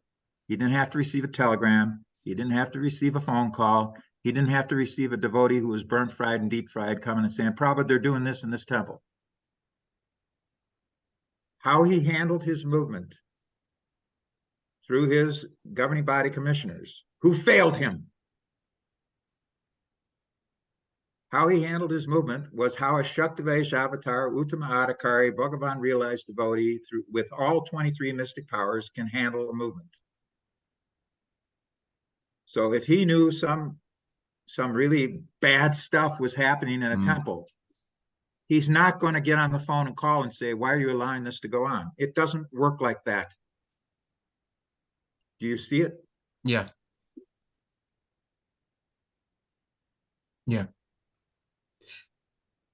We exchanged some emails before the podcast about two further questions, which I want to kind of go over briefly. One was this idea of can a bogus guru still conduct and transmit a bona fide initiation? I'd love to kind of hear your response on that. Can a bogus guru still conduct and transmit a bona fide initiation? Well, you're asking for the straight sauce and you're going to get it. A bogus guru cannot transmit the Bhakti Lata Bij. In a sense, the question answers itself. And Prabhupada said in March 2nd, 1966, before he initiated any disciples, when those who were going to get initiated by him very soon in that summer, they were present there at Ramamurti Mishra's New York City ashram, where Prabhupada was staying until they got 26 2nd Avenue. Prabhupada said, the guru must be a perfect man, a very perfect man. This you can get this very easily through the folio. A Madhyam Adhikari is a very perfect man. He's just not on the level of a perfect man that's like Siddha, the Uttama. Now, I can get into great detail regarding the science here, but to a degree, actually, I'm forbidden to do that because this podcast is going to go to non-devotees. It's going to go to my enemies. You know, I actually have to limit myself what I can reveal. But to my members of the Vaishnava Foundation, they all get this knowledge from me. But the guru must be a very perfect man. And if you're a Vaishnava and you're a guru, you're a Madhyam Adhikari. Kanishta cannot be guru. But we're not dealing with Kanishtas here. We're dealing with Sahajiyas and Mishra Bhaktas posing as gurus. Now, you could say, well, look at how wonderful that initiation is. The sand pit there you got going, and that fire is great. And look at those nice coconuts on the four corners with the swastikas on them. And look at how the ghee's going into the fire. Oh, yeah, and the bananas and the rice. It's got to be bona fide. No. There's occult elements in all initiations of all these cults, and they're not limited here to just the bhakti cults, the impersonalist cults, the Buddhist cults, the Zoroastrians,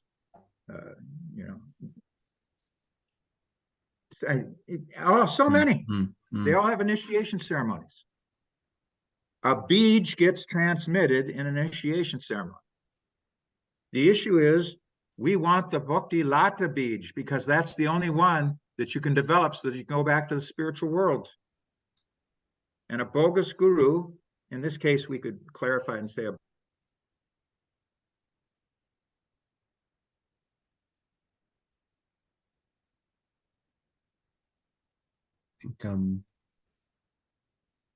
we've just temporarily lost Kailasa Candra Prabhu. We're just going to wait and see if he comes back.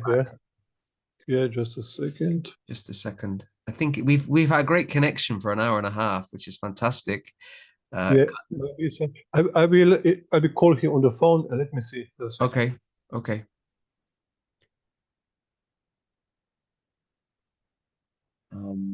So just to everyone watching and listening, we're just Kailasa Candra Prabhu is in a remote location in the United States, and I think he's coming back. Here he is. Here's Prabhu.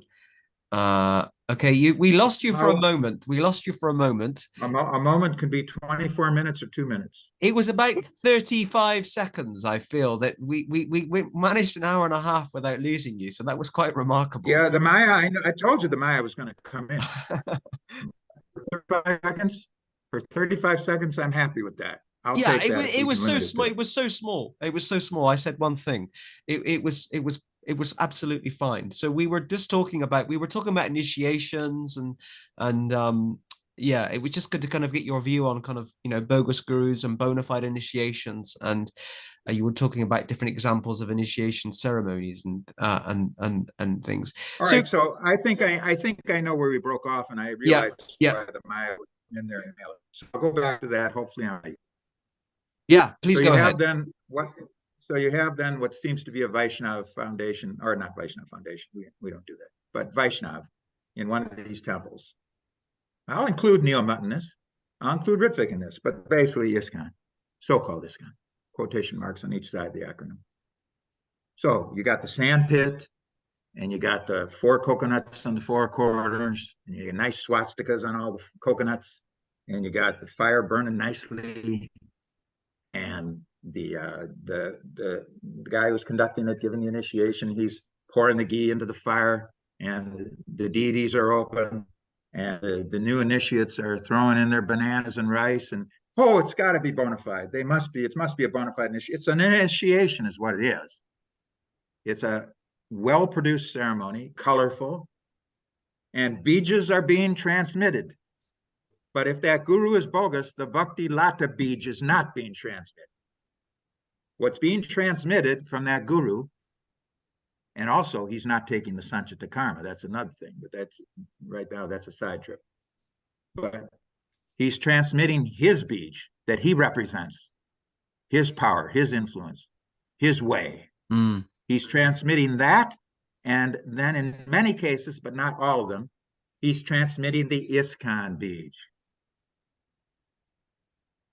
In other words, a bead, 2 beejas in most cases, or some cases, but definitely, but it's not the Bhakti Lata beej, which must be pure, because the guru must be, at bare minimum, self-realized Madhyamadikar, a very perfect man.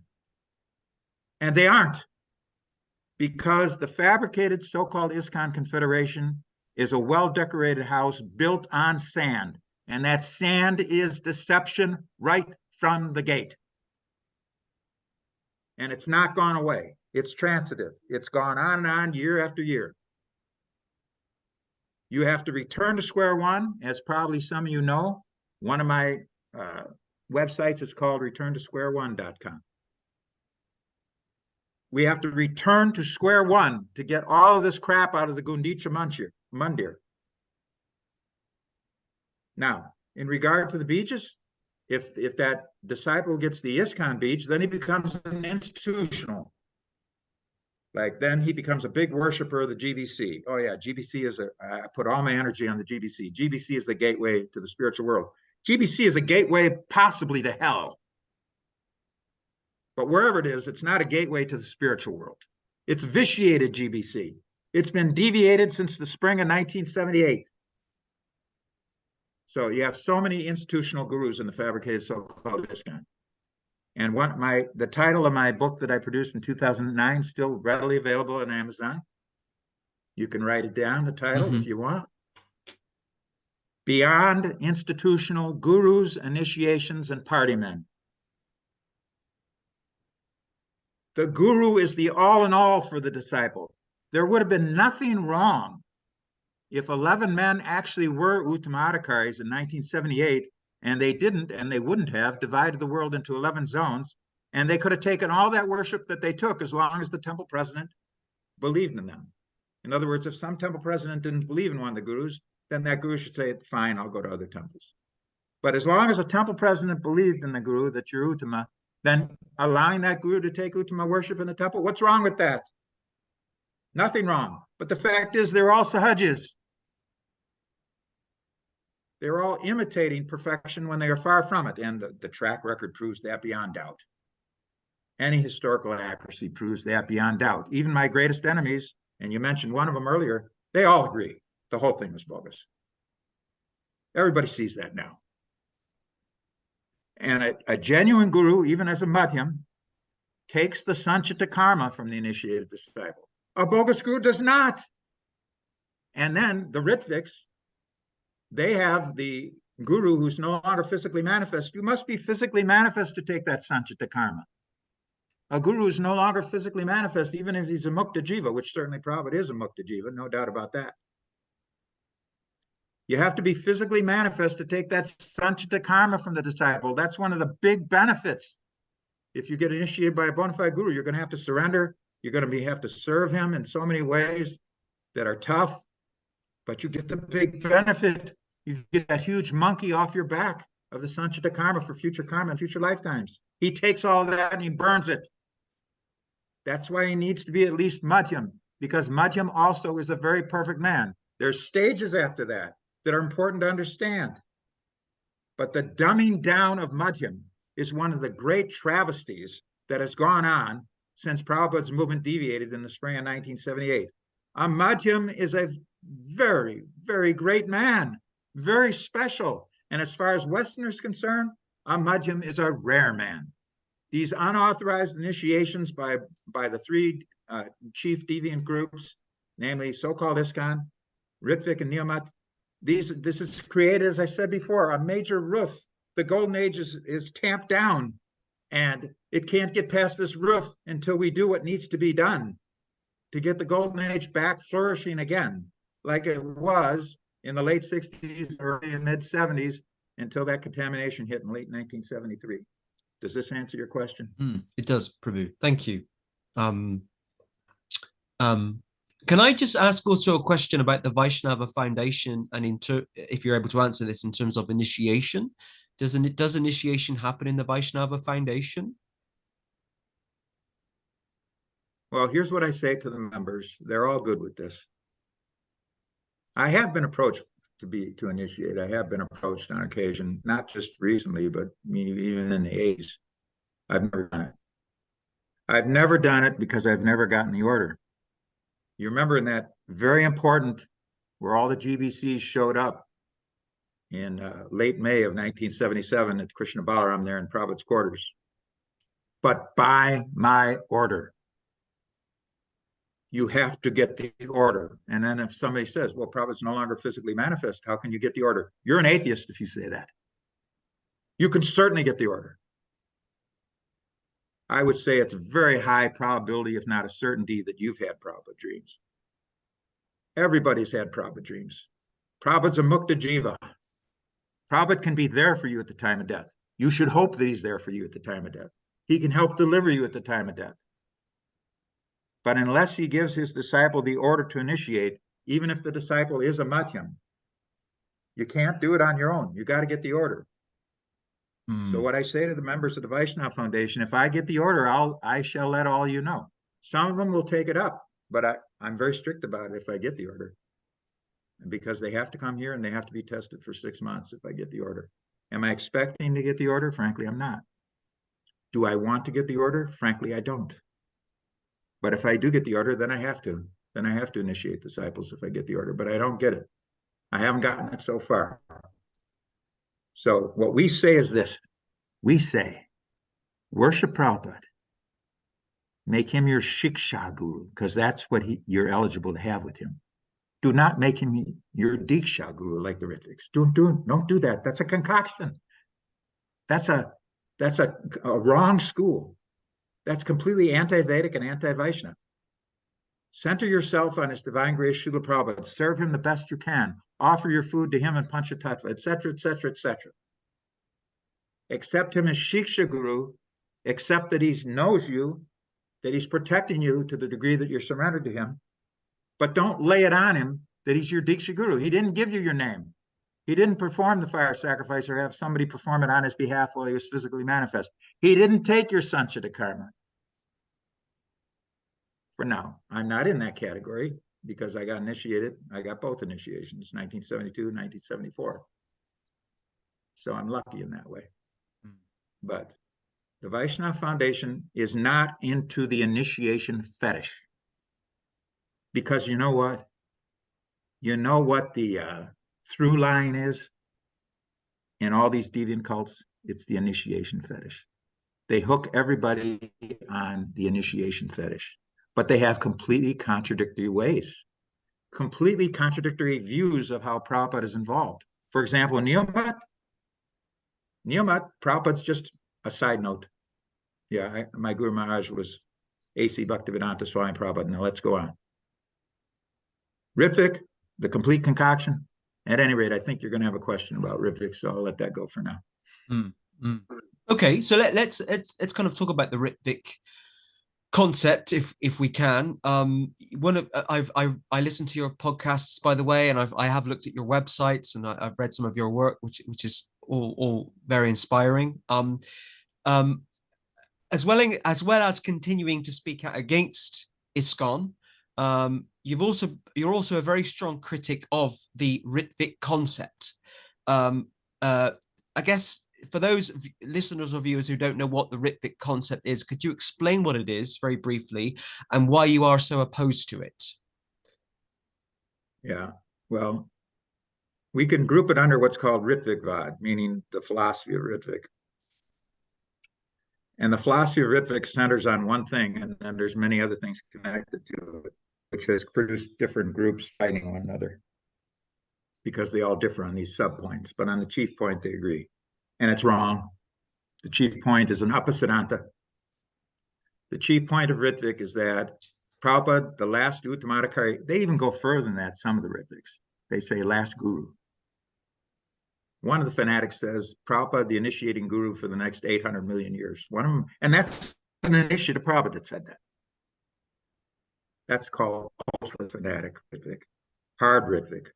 Hard Ritvik is either that, or else hard Ritvik is until the next Uttamadhikari, Prabhupada's the initiating disciple, even though he left us in mid-November 1977. Soft Ritvik, they'll agree that, yeah, well, if someone's an advanced Raga, Nuga, Bhakta, not yet a Uttama, yeah, he can initiate, but there's none of them. So soft Ritvik, hard Ritvik, it's tutti frutti. It's all over the place. Plain vanilla, hard rock chocolate, tutti frutti, Neapolitan. There's various Ritvik beliefs, but they all believe that Prabhupada is the initiating guru, even though he's non-manifest and has been non-manifest for 45 years. More than that, a little more than that. And I didn't realize myself till around 2 years ago when I looked into it that the Ritvik movement is quite divided and dispersed. I thought it was one kind of, a group where they all got on and worked together and they agreed with each other. And actually, it's not. Certainly in Britain, we've got at least 4 Ritvik groups. Exactly. It's worse than what you're saying, but I'm glad that you got that enlightenment finally. The first Ritvik group was late 1989 in Mississippi, and that was Nityananda, who I happen to like personally, and he likes me personally. We have a friendly relationship. And there's a great irony in that because my chief enemy, who hates my guts to the max, and I don't like him either, is also Ritvik. But Nityananda, Rupa Vilas, and Karnamrita. And then the fella that established it, like the Karl Marx of it, came down from Washington State and joined them in Mississippi. They weren't Ritviks, but he convinced them on the basis of overheard discussions that Prabhupada had on his patio in the summer of 1977 with TKG, that Prabhupada established a Ritvik system. TKG completely denies it, that Prabhupada ever did any such thing. So where's the evidence? If you look at the evidence for Ritvik, it's extremely shaky. It's almost to the point where it's non-evidence. It can be called evidence, but it's super shaky. I could go into that in depth, but I think that would be counterproductive right now. Would you say, I mean, I'm about to turn Christianity on its head here, but a very central Christian doctrine is the Trinity. But actually, in the Bible, there's only one reference to the possible idea of a Trinity. So, you could say it's similar to that. The Christians are looking for a justification for the doctrine of the Trinity, but actually in the Bible, there's just maybe possibly one reference to it. Well, anytime you want to get heavy into Christianity, we'll dedicate a whole session to it. We can, yes. I'm saying we can dedicate a whole session to it. Anytime you want to get heavy into it. I know it in depth. I know Jesus Christos in depth information about Jesus Christos. And I know about the Christian sects, the main ones, in quite a bit of detail. So But yes, you touched on something, although you didn't touch on it directly. It's Christian influence that has helped to create, no doubt about it. No doubt about it. But like, to go back to 1989 now, late 1989. So Gauridas Pandit Das came down and said, I heard Prabhupada establish the Ritvik system with TKG. On this basis, these four men got together. Very soon after that, my great enemy joined them, and Yashodananda joined them. And a little bit after that, Hang Sadhudan. But the original proposal for Ritvik was that Ritviks had to be appointed and recognized by the GBC. Well, guess what? GBC shot that down. We're not going to do it. Whoop! If that's what Prabhupada established, then Ritvik's dead in the water. And then you get the IRM after that, the ISKCON reform movement. And by the way, they kept the same. Now they call it something different, but they kept IRMs. So ISKCON, something or other movement now, revival. But then they said GBC doesn't have to appoint. So I could go on and on how this thing branched all the way around into so many different divergent Ritvik groups, plural, all at each other's throats. Of all the different Ritvik groups, the IRM is the only one that's refused to engage with me. Most groups are happy to talk with me. I wrote a book about different groups in Britain and the podcast and everything. That's the only group that fundamentally wants nothing to do with me. And I'm I have to read their magazine to get the details. So they're the only group that's not wanted to engage with me, the IRM. Well, the reason for that is obvious. Just like in Scientology, they call anybody that keeps some of the tenets and processes of Scientology, but does it on its own without going through the actual organization. They call them squirrels. Have you heard of that? Yeah. Well, the IRM considers you a squirrel, but in this cult. And they're going to have, like in Scientology, if somebody's labeled a squirrel, he's a suppressive person. You can't have any dealings whatsoever with him, even if you're related with him, even if he's your wife or he's your husband or she's your wife, or whatever. If somebody's a squirrel and somebody's a suppressive person, that's it. Completely cut off. No compromise. But it's very it's very Puritan, though, isn't it? In the sense that I don't want to link Puritanism with Krishna consciousness whatsoever. I'm not saying this would happen, but I could meet with the RM and I might quite like them and I might join him, and I'm not saying I would. That would be unfortunate for you. But I just anyway, that's my only experience of the IRM, which is pretty much non-existent. And do you want me to continue describing what Ritvik is? Yes, please. Ritvik Vad is a cheating school. We use the term Sampradaya. Sampradaya means the school, the disciplic succession. Ritvik Vad is different from so-called ISKCON and from Neomat.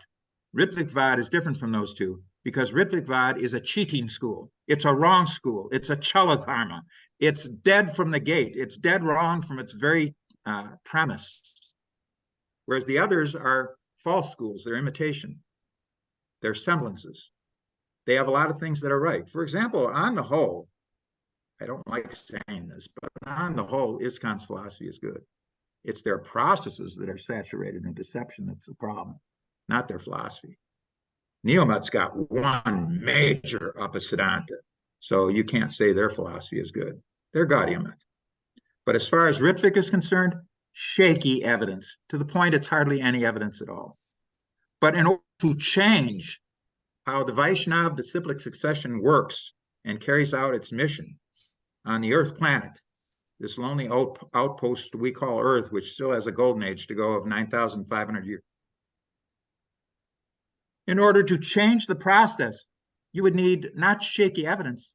You would need evidence that's evidential proof establishing beyond a doubt. Did Prabhupada ever say anything like this?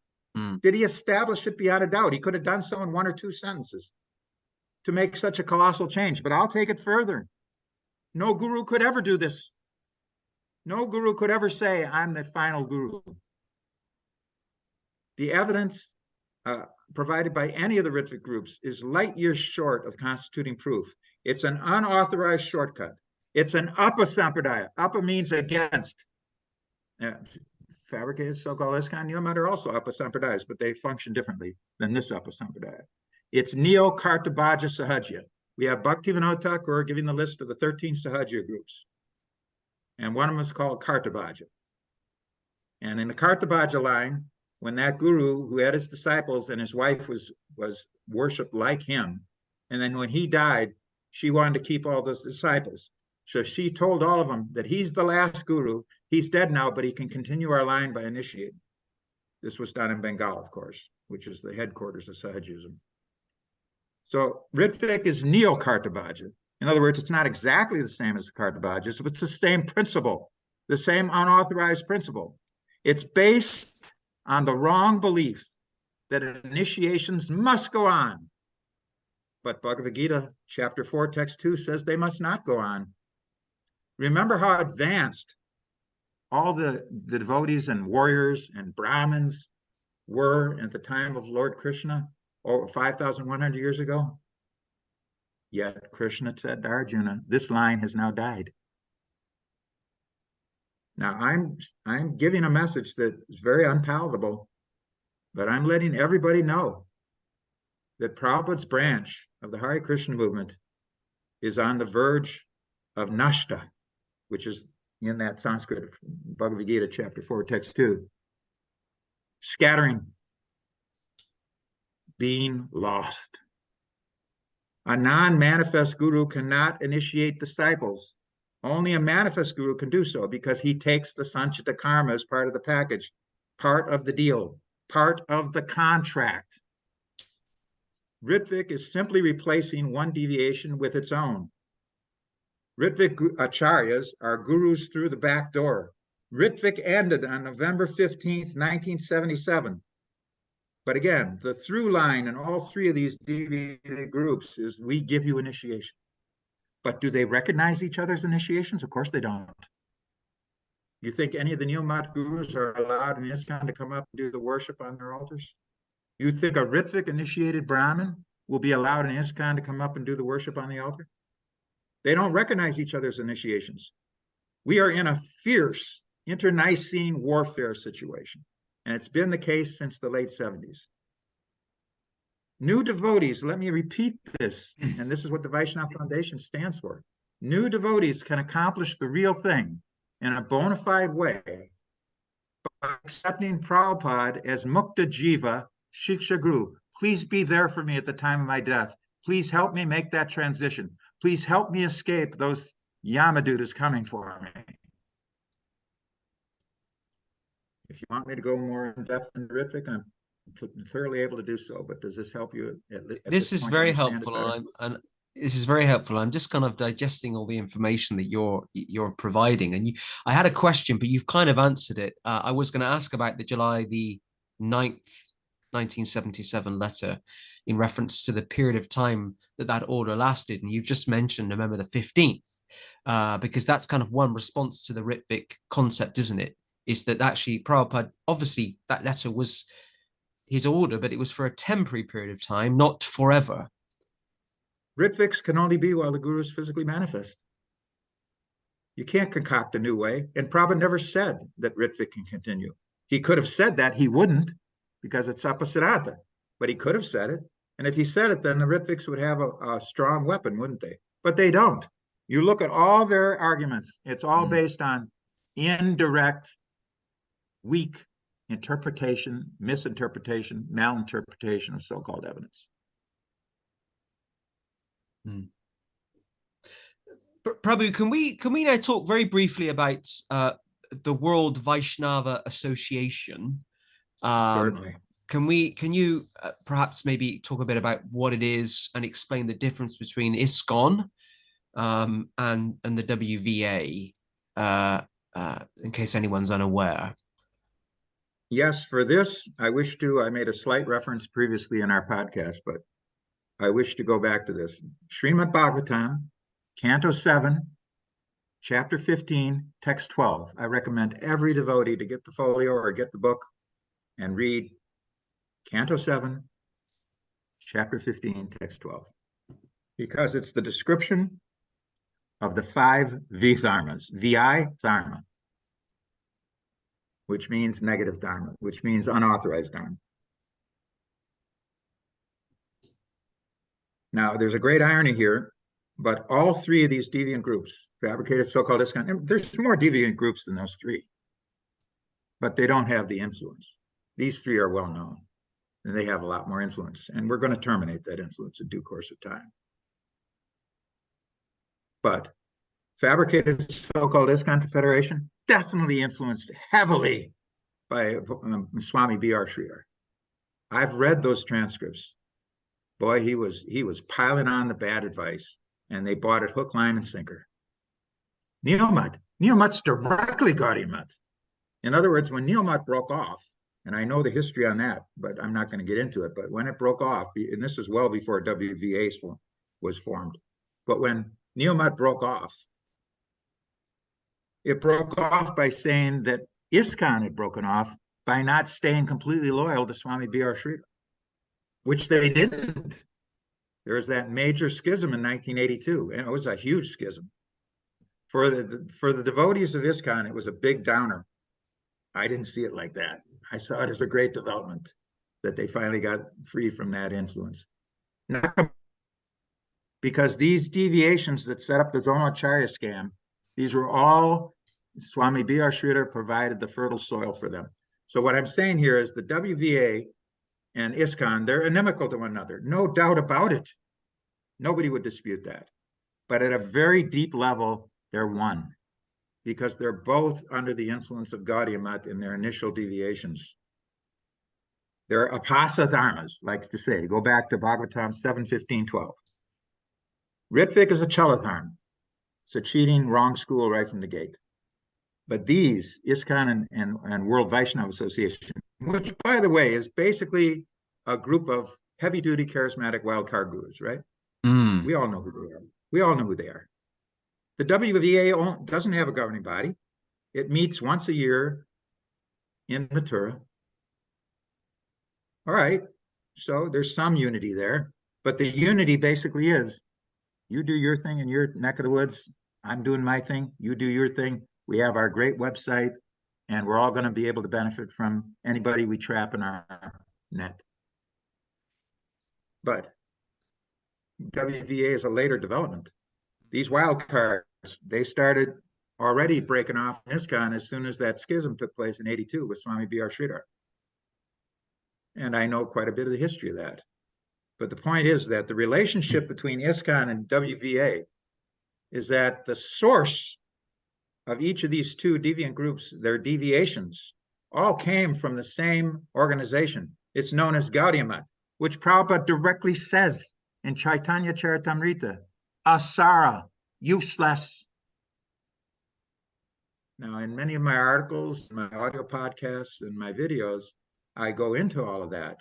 And I give more than just the fact that Prabhupada called. But remember, the books are going to be the law books of mankind for the duration of the Golden Age, Prabhupada's books. That's going to be in there. Do you think the editing is going to be so egregiously bold to take that statement by Prabhupada out? They certainly aren't, because they're enemies. ISKCON is enemy of WVA. They're enemy of the wild card. But these wild card gurus, I could name them, they hate ISKCON leaders. They believe that the ISKCON leaders are nindakas, that they're great offenders to Swami B.R. Sridhar, and that they should have stayed, that Swami B.R. Sridhar should have been made the leader of Prabhupada's movement after he left. Him and Swami Narayan should have been the leaders. But there's many strong arguments against that. And the chief argument is not just that Prabhupada said Gaudiya Mutt Sasara. There's that letter to Rupaduga on April 24th, I believe, 1974. Might have been April 28th, but I think 24th. Prabhupada calls Swami B.R. Sridhar the best of the lot. Do you call an Uttamadhikari the best of the lot? But more important than that is that Prabhupada did not want the wrong teaching to enter his movement. Prabhupada called his magazine Back to Godhead. Prabhupada told all of his disciples, you were originally in the spiritual world. There's literally at least a dozen quotes where Prabhupada says something similar to that. what does Gaudiya say? What does Neo say? They make big propaganda that we were never in the spiritual world at any time, on any level. Some say that we're in Brahman, floating in the Brahma Jyoti. Some say we're in Mahavishnu. But they never say we were in the land of service, the land of awe and reverence with forms and actions. But we were. And it's called back to Godhead. When Prabhupada said back to Godhead, he didn't mean back to the Brahma Jyoti. This is an apastananta. Now, I've written some very heavy, for example, one is titled Before That Even, the Crow and Tall addendum, which was attached to a letter that was sent to Australia, where Prabhupada directly says, many of you have climbed to the Brahma Jyoti many times in your past lives and have come back down. But before that even, you were in the spiritual world. A quote. How you get past that? You get past that by minimizing the actual guru. And that's what's going on everywhere. These three deviant groups are minimizing the great, great, great man, the Shakti Vaishavatar, the Uttama Adhikari, the man who had all 23 mystic powers, but only rarely displayed them. And when he did, it was certainly a tremendous mystic power. So the relationship between so-called ISKCON and WVA is that they have, both these groups have on the first echelon, which I was never on the first echelon in ISKCON at any time. Highest I got was third echelon as a temple president. And I've never been part of Neomat. I'm a major opponent to Neomat. And let me tell you, those that are in Neomat, they hate my guts too, which is fine. I don't mind that.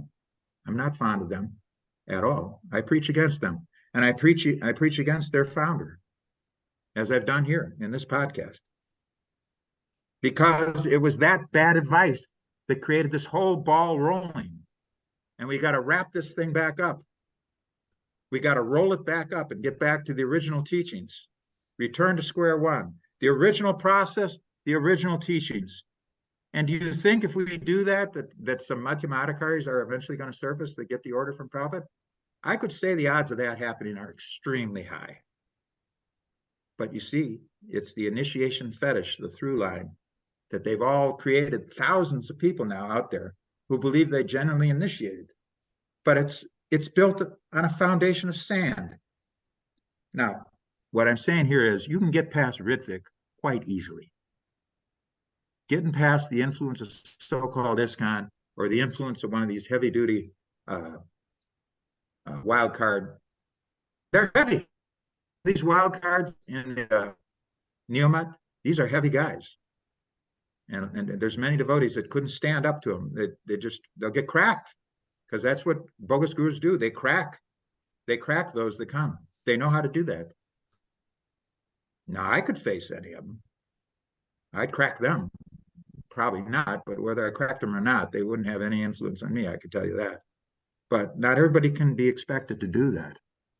But back to the original question and the chief point, there is ultimately a relationship between so-called and the WBA, and it's horrible for the Golden Age. Does this answer that question? It does. Thank you, Prabhu. And it's been great to hear a lot of what you've had to say today on the podcast. I've been quite, I think, blown away by the information that you've provided in so much detail as well. And I'm sure if we had 5, 6, 7, 8, 9, 10 hours, we could certainly fill it. And I'd be very keen in the future to produce more podcasts with you on some of these issues in much more detail as well, because I think it's really, really important. What I'm going to do is, when this podcast is broadcast, I'm going to put a link to your book on Amazon and to your websites, particularly Return to Square One, because I'm always keen for devotees to. I like devotees to try and keep an open mind and read what's out there and read what's online and to be. It's good to be challenged. I think it's really good to be challenged. So I'm hoping that a lot of what you've written online in your podcast do challenge devotees in a way to think about things more. It certainly does, but I'm not saying this as a correction. I'm just saying that, did I give information today? I did. I did give some information. I gave knowledge. Mm. So when you said you appreciated the information, I don't think that was meant to be a put down. No, knowledge. Yeah, knowledge is a much better term to use. Okay. We have been recording for about 2 hours, over 2 hours. Um, um, Kailasa Candra Prabhu, it's been a huge honor to have you as the guest on this week's podcast. I really do appreciate your time. You're going to get feedback. Let me tell you. Yeah, I'm sure I will, and certainly through your team, I can kind of relay that to you or to yourself directly. So I think, Prabhuji, if I just say goodbye to people at home, and then we can have a bit of a debrief after, if that's okay. I think that's excellent. Hopefully, again, let me just say I'm deeply, profoundly appreciative that you gave me this opportunity. It's my first interview, I hope. And I'm not just saying it's my first interview, period. Now, we'll probably have more interviews in the future unless you get so many waves of nescience that you get overwhelmed by it. But I haven't been interviewed by anybody, but I want to have many interviews because I'm very persuasive. Mm. So I am very profoundly grateful to you for being the first interview to help me break on through to the other side. And I also hope that at least a significant percentage of those watching and listening to this interview will get something from it. Thank you, Prabhu. And we really appreciate everything that your time and your knowledge that you've shared with us. So a big thank you to Kailasa Candra Prabhu for being our guest on this week's edition of the Hare Krishnas in Britain podcast. If you're watching this on YouTube or Facebook, please do put a comment. Please do send feedback. And please do like, love, or care for it with the different kind of emojis you can do on Facebook.